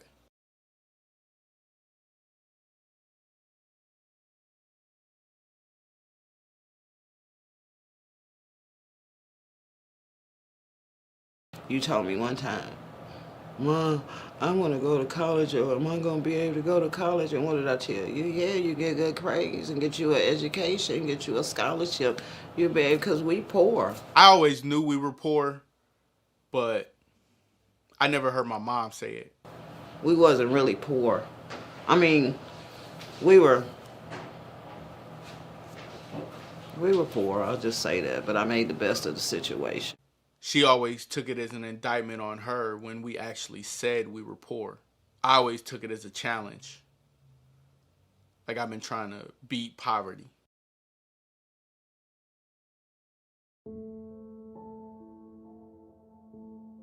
I wasn't the best player on my Pee-wee football team. In middle school, the principal and the head coach of the team wouldn't let me play. They said I was too small. In 10th grade, I got benched. And then I just started balling. In 2004, I graduated high school and I got a scholarship to play football at St. Joseph's College in Rensselaer, Indiana. My first impression of you was scrappy. I remember watching being like, man, I don't know if he's fast enough. I don't know if he's big enough. And every single time they threw the ball at you, it was competitive. Like you were just competitive. You made the most of your ability, and I think that was important. Football gave me feedback. There was no hierarchy, no rich or poor. It was a level playing field. I knew how to outsmart people, outthink people. I knew when I did something good. My coach would pat me on the back. The announcer would say my name. The crowd would cheer. I got genuine love from playing football. I haven't gotten that anywhere else. The fondest memories I have is you on the football field. The look on your face after we won the championship versus a nationally ranked Tiffin team. The look on your face after that game was over. I think that's one of my best, emotional football memories. The interception, and you picked me up. You were so happy, and you was like, "Where my mama? Where my mama?" And you picked me up and, put me up in the air, and I just thought that was so sweet because you did. Me and you, we enjoyed football, and you taught me so much about it, and you just loved me being there. To me, success only meant one thing: making it to the NFL. After 4 years of playing football at St. Joe, I got really close. I made an all-star team, played in front of some scouts. I had a pro day. I didn't take it serious. I didn't think that I could do it because nobody said, "We believe in you." I was the only one, and truthfully, I don't know if I believed in myself. On draft day, I know exactly where I was. I was sitting in my apartment, on the bed. I didn't even register for the draft. I didn't know what to do. There was this big part of me that was never satisfied with anything because I didn't make it to the highest level. There are people that are born to do certain things, and if they're lucky enough to get to do them in their lifetime, they feel fulfilled. I wasn't born to be a football player. Now, I used football as a tool to get me to where I am now. But as far as when it was over, there's nothing you can do in life. There's no drug. There's no plan. There's nothing you can do that can replicate actually going out there and playing. I played arena football for a few years after college and was making $200 a game. They paid for our housing sometimes. And I just held out hope that somebody out there just saw my film and just gave me one chance to prove that I could play. I had nothing but my dream. I went to play ball in Missouri, and I was just sitting around thinking, what am I going to do next? I emptied out my 401k and I started a business. I bought a camera. God, this is me, DeQuan. I almost made a reality show, WWE Tough Enough. My name is DeQuan Young, and I am the next breakout WWE superstar. I got my first break in 2016. I just quit my job and I finished promoting a fight for a heavyweight boxer, Brian Minto.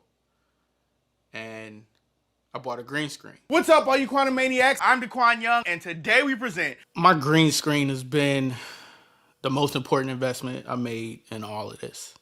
But it's also been my biggest cloak. I've been homeless 4 times. That's why you always see different backgrounds in my videos. When I was 19 in college, my sophomore year, our house burned down back home. Being poor is embarrassing. While I was in it, I couldn't tell anybody I was homeless. Being poor makes you vulnerable to a lot of things. I've gotten taken advantage of a lot. Made other people tons of money with no reward except for the skill set. Being poor, you have no control. I couldn't make mistakes.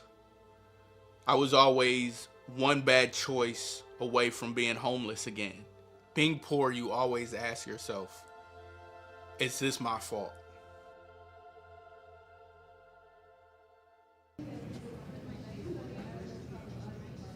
Luke Harper next to me, isn't he? You might want to be careful what you say on the internet, young man. And I use the term young very loosely. That was really scary. In 2016, I enrolled in film school. Making movies was my backup plan. So with this move, I've taken the necessary steps to accomplish what I set out to accomplish in my film career, which was to become a filmmaker. I knew I could be a director. I watch movies every day. I love movies. And it looked easy. Take the pill. Yeah, show the bottle. Show me taking the pill. Fly back in bed. Cut to later. In order to complete the program, I had to demonstrate that I could make a movie. It's a story about a son who's on his way to new beginnings. He's supposed to be drafted to a professional basketball team tonight. It's draft night. And throughout the night, he learns more things about his estranged father who shows up at his draft party. I've been working on this project for 4 years, and that's the problem. And it's always been my excuse. Oh, I haven't fleshed out the ending yet. I think people that look themselves in the mirror and are able to look at their flaws and say, this is where I'm weak, this is where I'm not, this is where I need work, this is where I don't. Those are the people that are successful because you can diagnose your flaws early. And I think that's important. I think those are some big things. The best I can do is be honest about this project. I thought it was easy. I thought I would wake up one day and be Steven Spielberg. I'm not. I had a script, I had a location, I had everything ready to go.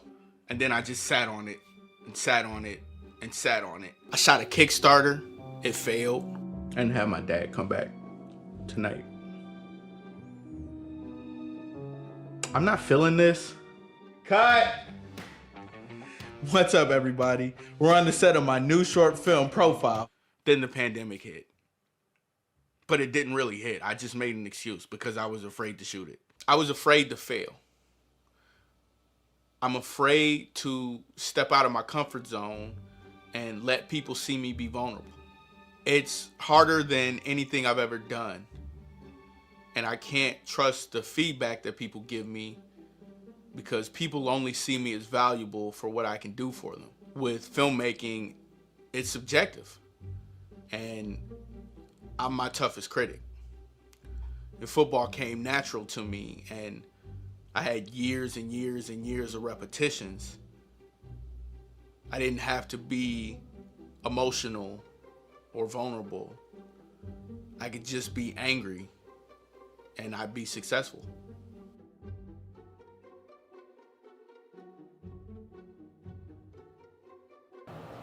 Well, can I ask you, did all of this, is it because your father was not in your life? Yes. When I played football, I was angry. Reckless abandonment is how I would describe it, which is a pretty good metaphor. I think pain is something that connects us all. And when I stepped on the field, my only goal was to inflict as much pain as possible. When I stopped playing, I lost that outlet. But I just don't believe in that stuff eating you up. I don't think it ate me up at all. But it caused you to be bitter. Yeah, but you bitter with him. It gave me a chip though. It provided what was necessary for me to be a good football player. Yeah, it was. I was fueled by anger. I was fueled by hate. I hate that man, or I hated that man. I don't hate him now. You don't? I don't hate him now. How do you feel about him now? I don't have a relationship with my dad. I tried. I made the effort, and I left the door open until I realized there was nothing there. When I wrote Profile, I wrote this fantasy life where DeAndre and his dad get a second opportunity, because that's all I ever wanted. You feel sorry for him? No, he made a choice. Yeah. And I had to make that choice. Yeah. And what he said. What to me, choice did you What make? he said to me this summer. Mm-hmm.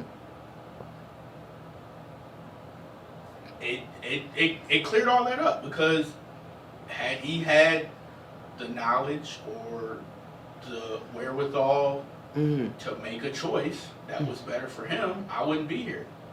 He made a choice. And I think, like you said, sometimes being selfish is what you need. I'm glad he wasn't selfish in that moment. I'm glad you weren't selfish in that moment. Yeah. We made the best of a bad situation. Yeah. I hated him for a long time. Yeah.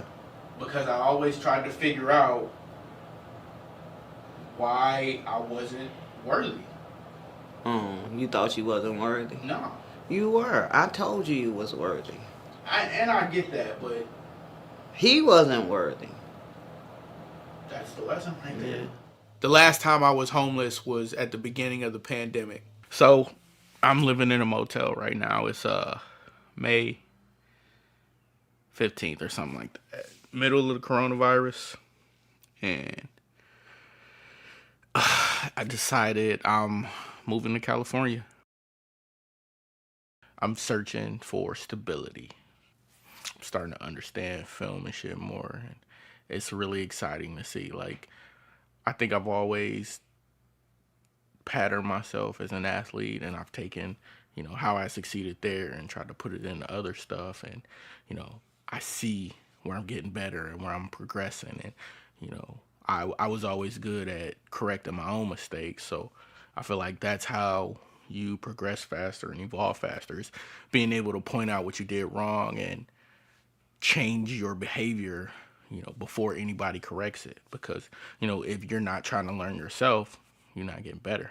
So, like, seeing everything kind of fall into place. I think of all of this like a puzzle. I jot stuff down, and it's like you dump all the pieces on the table, and then you just put it together, and you keep putting it together until you get the picture, and then you start another puzzle. And I think that's what filmmaking has become for me, and trying to understand this process. And I think it's kind of beautiful to capture, and makes me feel good to know that I have something that brings me joy again. Today is May 29th, and I'm driving to California. I'm afraid,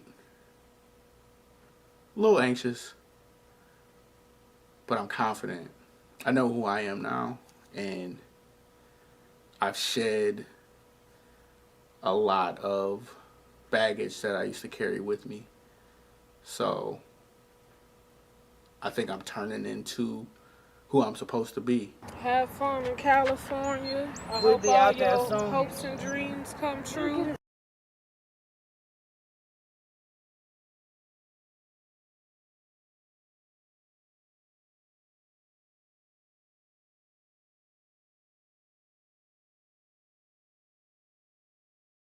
I've lived in California for 2 years now. I live in an Airbnb. No audio? No audio, please. Oh, we have to have audio. It's coming. I left my car at home for my mom and my sister. I got a scooter to help me get around.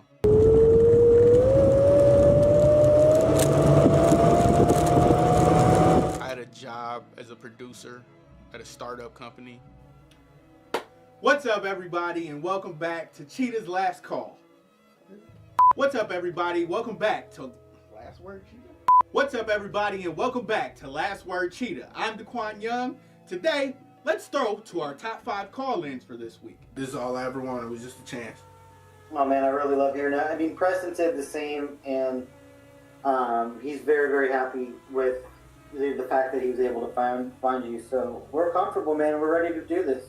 Let's get it. Let's get it. You good? No. No? No. Okay, I'm gonna go. Oh no. What hurts the most for you? Yes. Everything. I did it. This is easy. They even gave me my own show. What is the Quan Show? Parlays to the left of them. The defense could use a little bit of improvement too. Parlays to the right of them. Now tomorrow we'll be talking about the Detroit Lions. Parlays in front of them. The only way to gamble responsibly is to win. Volley and thunder. This process has taught me a lot about acceptance. Acceptance in where I am, the people around me, acceptance in who I am. I used to love football. Football was just a tool that I used to get to this very point. My uncle taught me the game. I used to watch games with my cousin. My coaches were my father figures. I would just hope that I impacted you to make a decision to make yourself better. And I think that's what it is, because every time you're successful in something, every time you do something great, I'm super proud of you. I've been looking for love, and I've had it all along. I've had everything I needed. Seeing where I am now and where I will be. So when I do release this, you know, I feel like I'm gonna look back and absolutely love it. And I don't say that too often about my projects. After I left for California, my sister told me she was pregnant. So when I went home to film this, I got to meet my niece. You don't want to talk. I'm tired. I'm frustrated. I'm exhausted. I want to quit. But I can't. I have to break this cycle.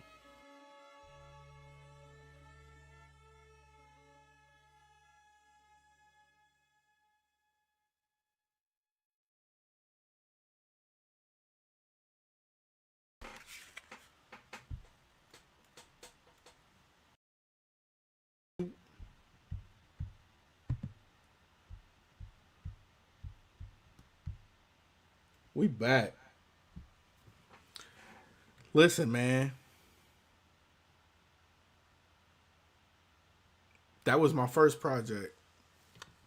It's tough watching that stuff back, but I learned so much from that. Like, man, just the ability to finish something. That's all this is, man. Like, I don't see myself as this star. Like, I'm a dumbass. I've been dumbassing my way through life. And it's because I've been running for responsibility. Because I couldn't figure this shit out, man. Like, I could figure everything out but money.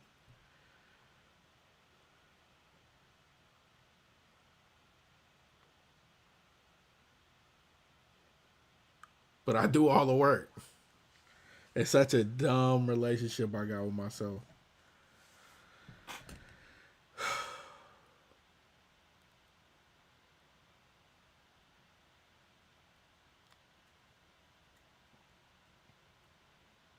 I'm cold. I'm cold for real, for real. I'm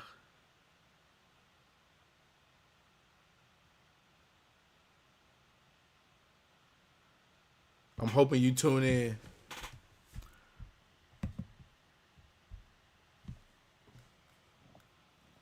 I'm hoping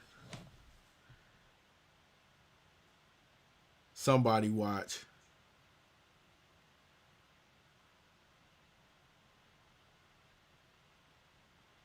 This is a sign.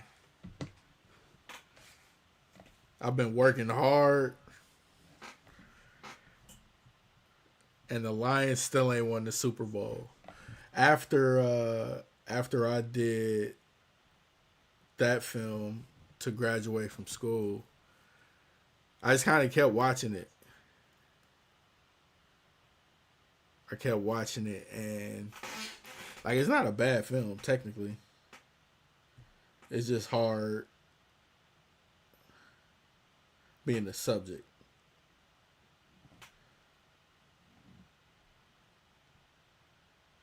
but it's a pretty good foundation for the story I'm trying to tell.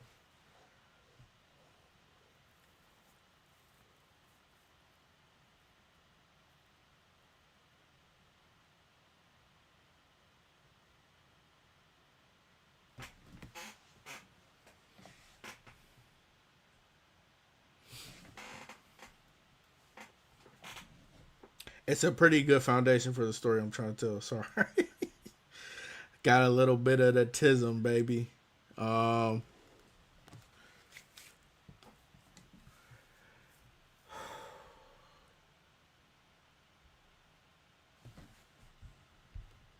Let's see if I can.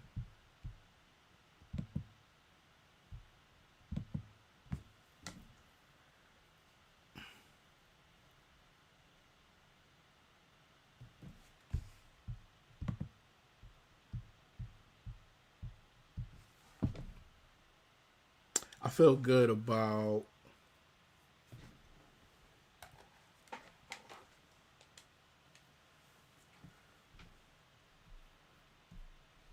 let's get on some Madden.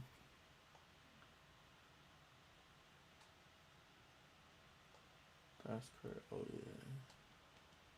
Oh yeah.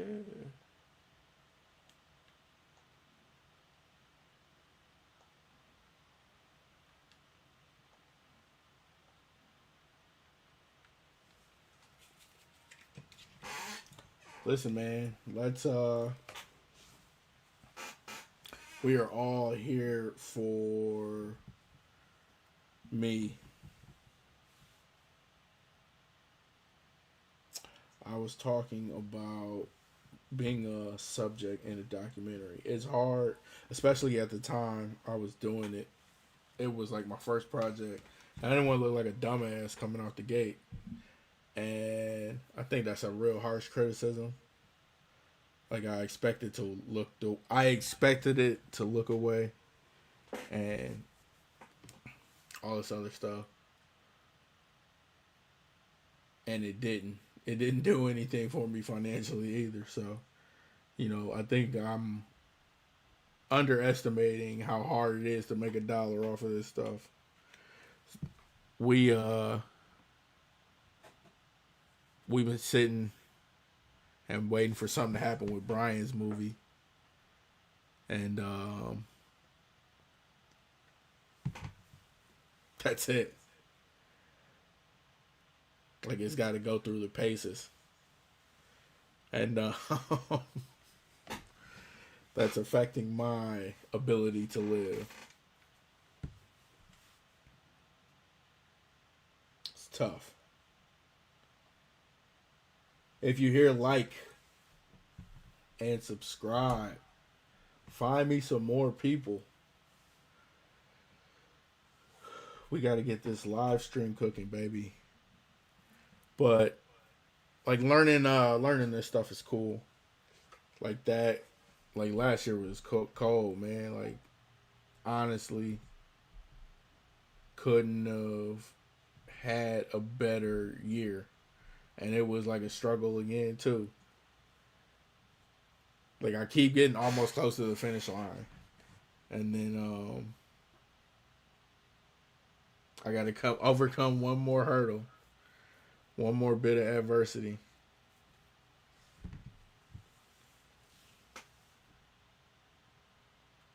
Like if you see my aunt, she was towards the end of the profile. She like a historic civil rights figure, and she don't even be telling that story.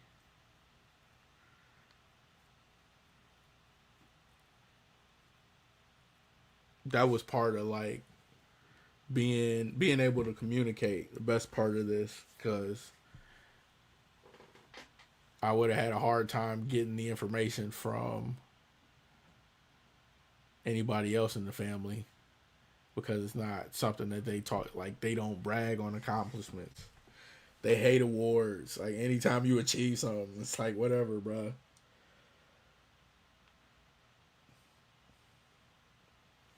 which makes this a good character study for my film. Like, I think, I'm here with a mission to raise funds for the movie.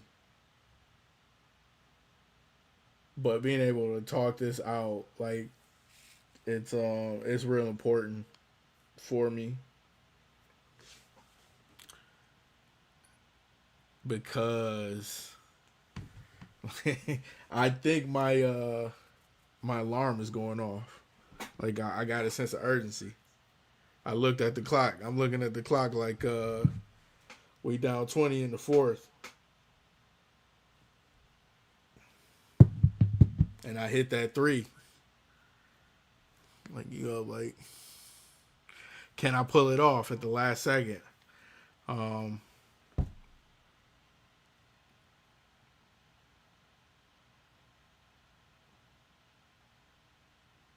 Like, I don't know what we supposed to be doing.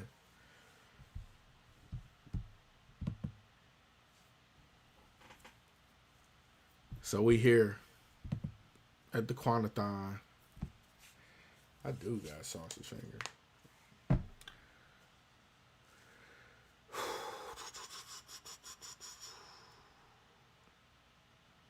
I'm here because of the Lions. Barry Sanders syndrome. That's what I can riff on. So DeAndre's favorite player is Barry Sanders. And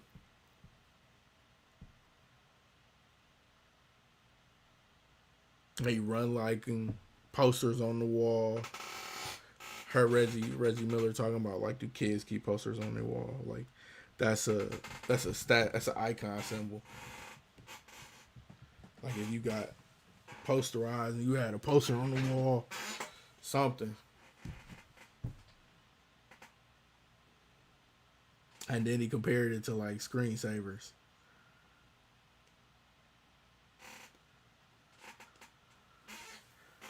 That's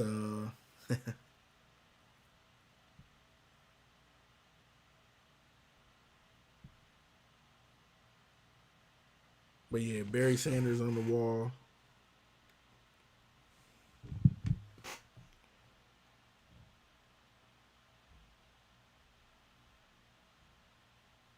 Barry Sanders on the wall.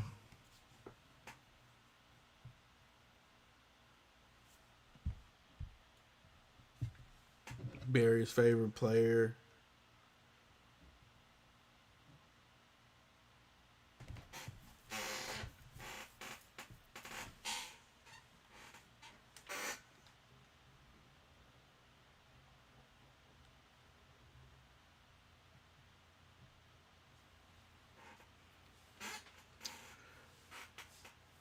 Barry Sanders syndrome.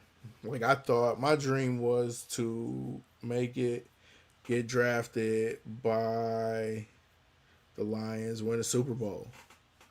I thought Barry could carry, and I thought I could too.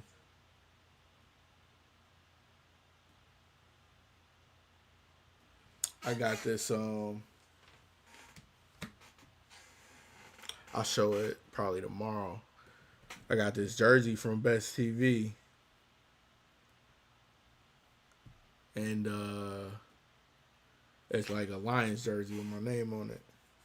And I think the closest I ever got to that, Murph, my homeboy,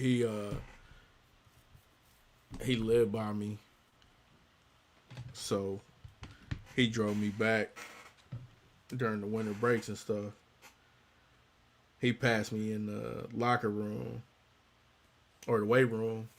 Said he was sending the tape to the Lions. I think that was my junior year, sophomore year, when they said they wanted to see me.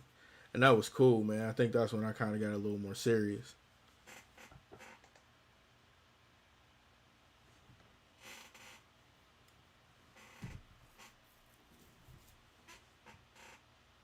I got a lot more serious after that.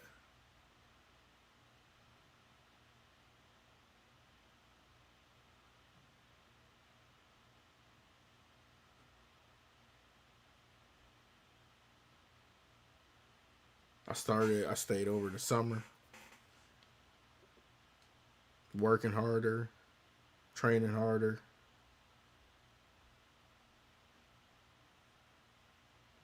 What Cougar say? Yeah, I got involved with that.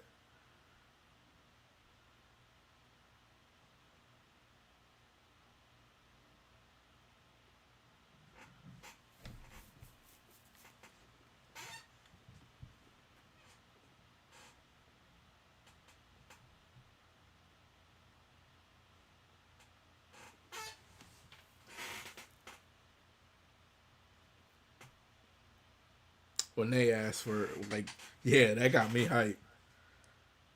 So I got the jersey here, man, and then just being me, like I'm hyper aware at all times. So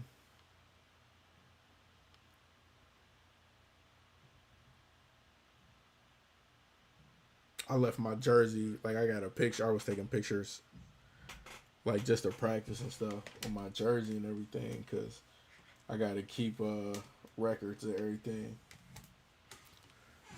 So, I was asking my granny, like, yeah, I'm making this movie, this short film about myself. I need my jerseys and stuff, my trophies. And she was like, yeah, they in storage. Yeah, they in storage. And she kept patting me along with that. And I knew something was fishy then.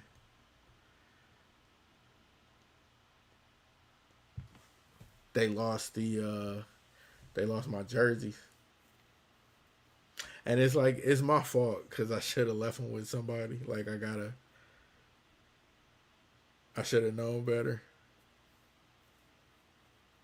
So I'm on a hunt. That's really what the draft process is about. That short film or that documentary. I'm trying to find my college jersey. I got a couple of them on the wall. But I got to keep this documentary spirit alive because I got to chase down. Like, I had my helmet. I left it there. It's probably gone, but it'd be nice if it wasn't. Somewhere where I could find it. I think that's why I'm fighting so hard. I just want somewhere where I can, like, hang my stuff up on the wall. Like, those are, I got my jersey stump tacked up, but that's what all this has been about, stability. It's going to be a good close. I'm going to close for like an hour and shower and stuff and be able to cut some stuff up and then come back probably around 3 a.m. Or, no, I'll probably take an hour off, but like, if you watching this, I appreciate you for making it this far, scrubbing this far.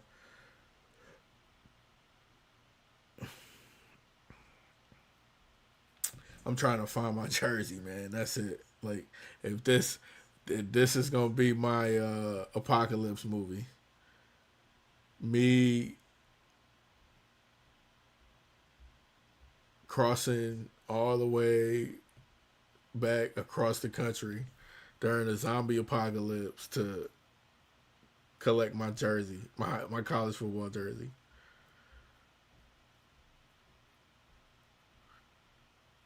Michael B. Jordan, if you hear Ryan or Michael B. Jordan, that's the pitch.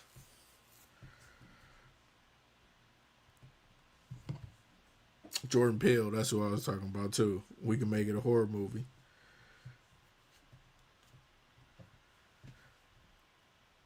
I gotta find my jersey, man. That's it. That's like my only mission. Like, I'm trying to figure out how to navigate this.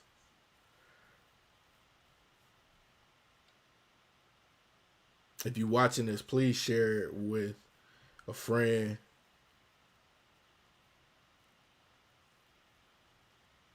To tell them to go, because this is a sign. I am bad with doing things. If you can't tell, I have been putting the pedal to the metal. So if you need a sign right now to do something that you don't think you were ever ready to do, now's the time to do it. No matter how big or small it is. Get busy living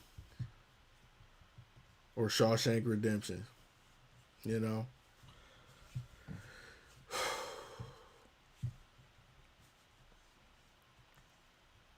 I've been talking. That boy can talk. I'm probably going to get some grub. Let this stream download so I can cut some stuff up. And then hop back on and probably play some. We'll play some Beat the Quan. I'm going to turn Madden on. See if I can find some people. Because, man, it's embarrassing. I'm getting my ass kicked. I used to be the GOAT. Not no more. The game has passed you by, old man. So, yeah, that's the draft process. I'm going to put that on sale right now. This is me making a snap decision. It's on my website. I'm selling tickets. That's what I did with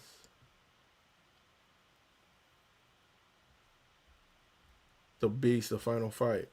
I sold tickets. Sold out twice. The draft process is about me finding my jersey. I'm in charge of production. It'll be out.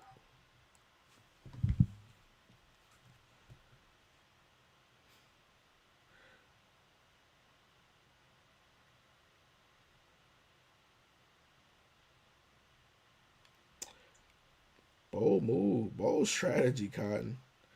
November. Ooh. Let's do November 5th. Well, let's do November 12th. There we go. That's more dramatic.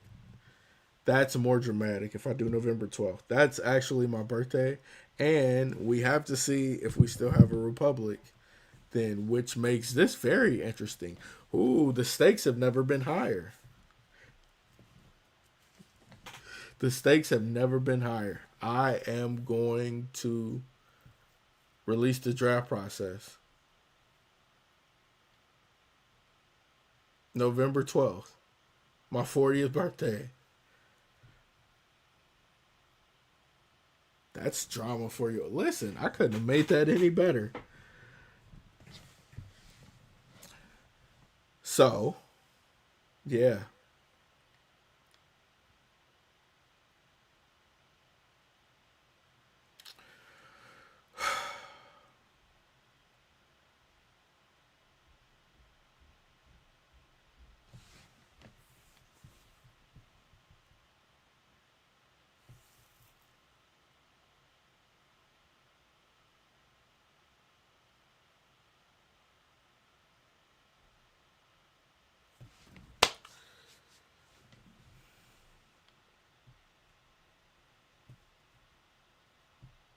I think it's okay to be scared.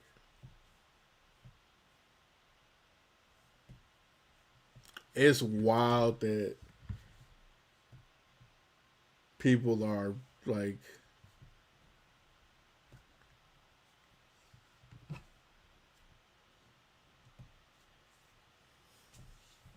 people are really like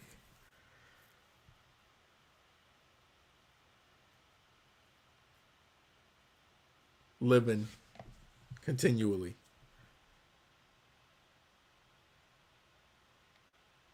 Like what's just unaffected.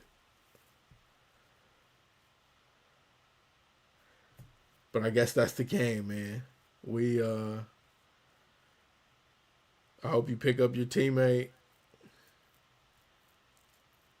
I hope you spread love. I hope you're kind. Help somebody when they down.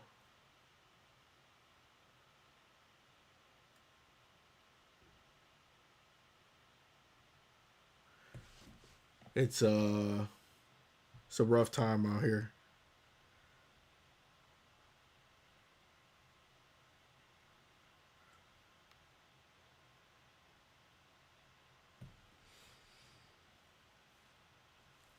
I am going to take a break, be back streaming. I'm gonna run the movies again, man. You're gonna watch a couple more movies on me. I'll keep it sports, but if you can scrub back through, man, I got some good content in here. Gonna roll till the wheels fall off.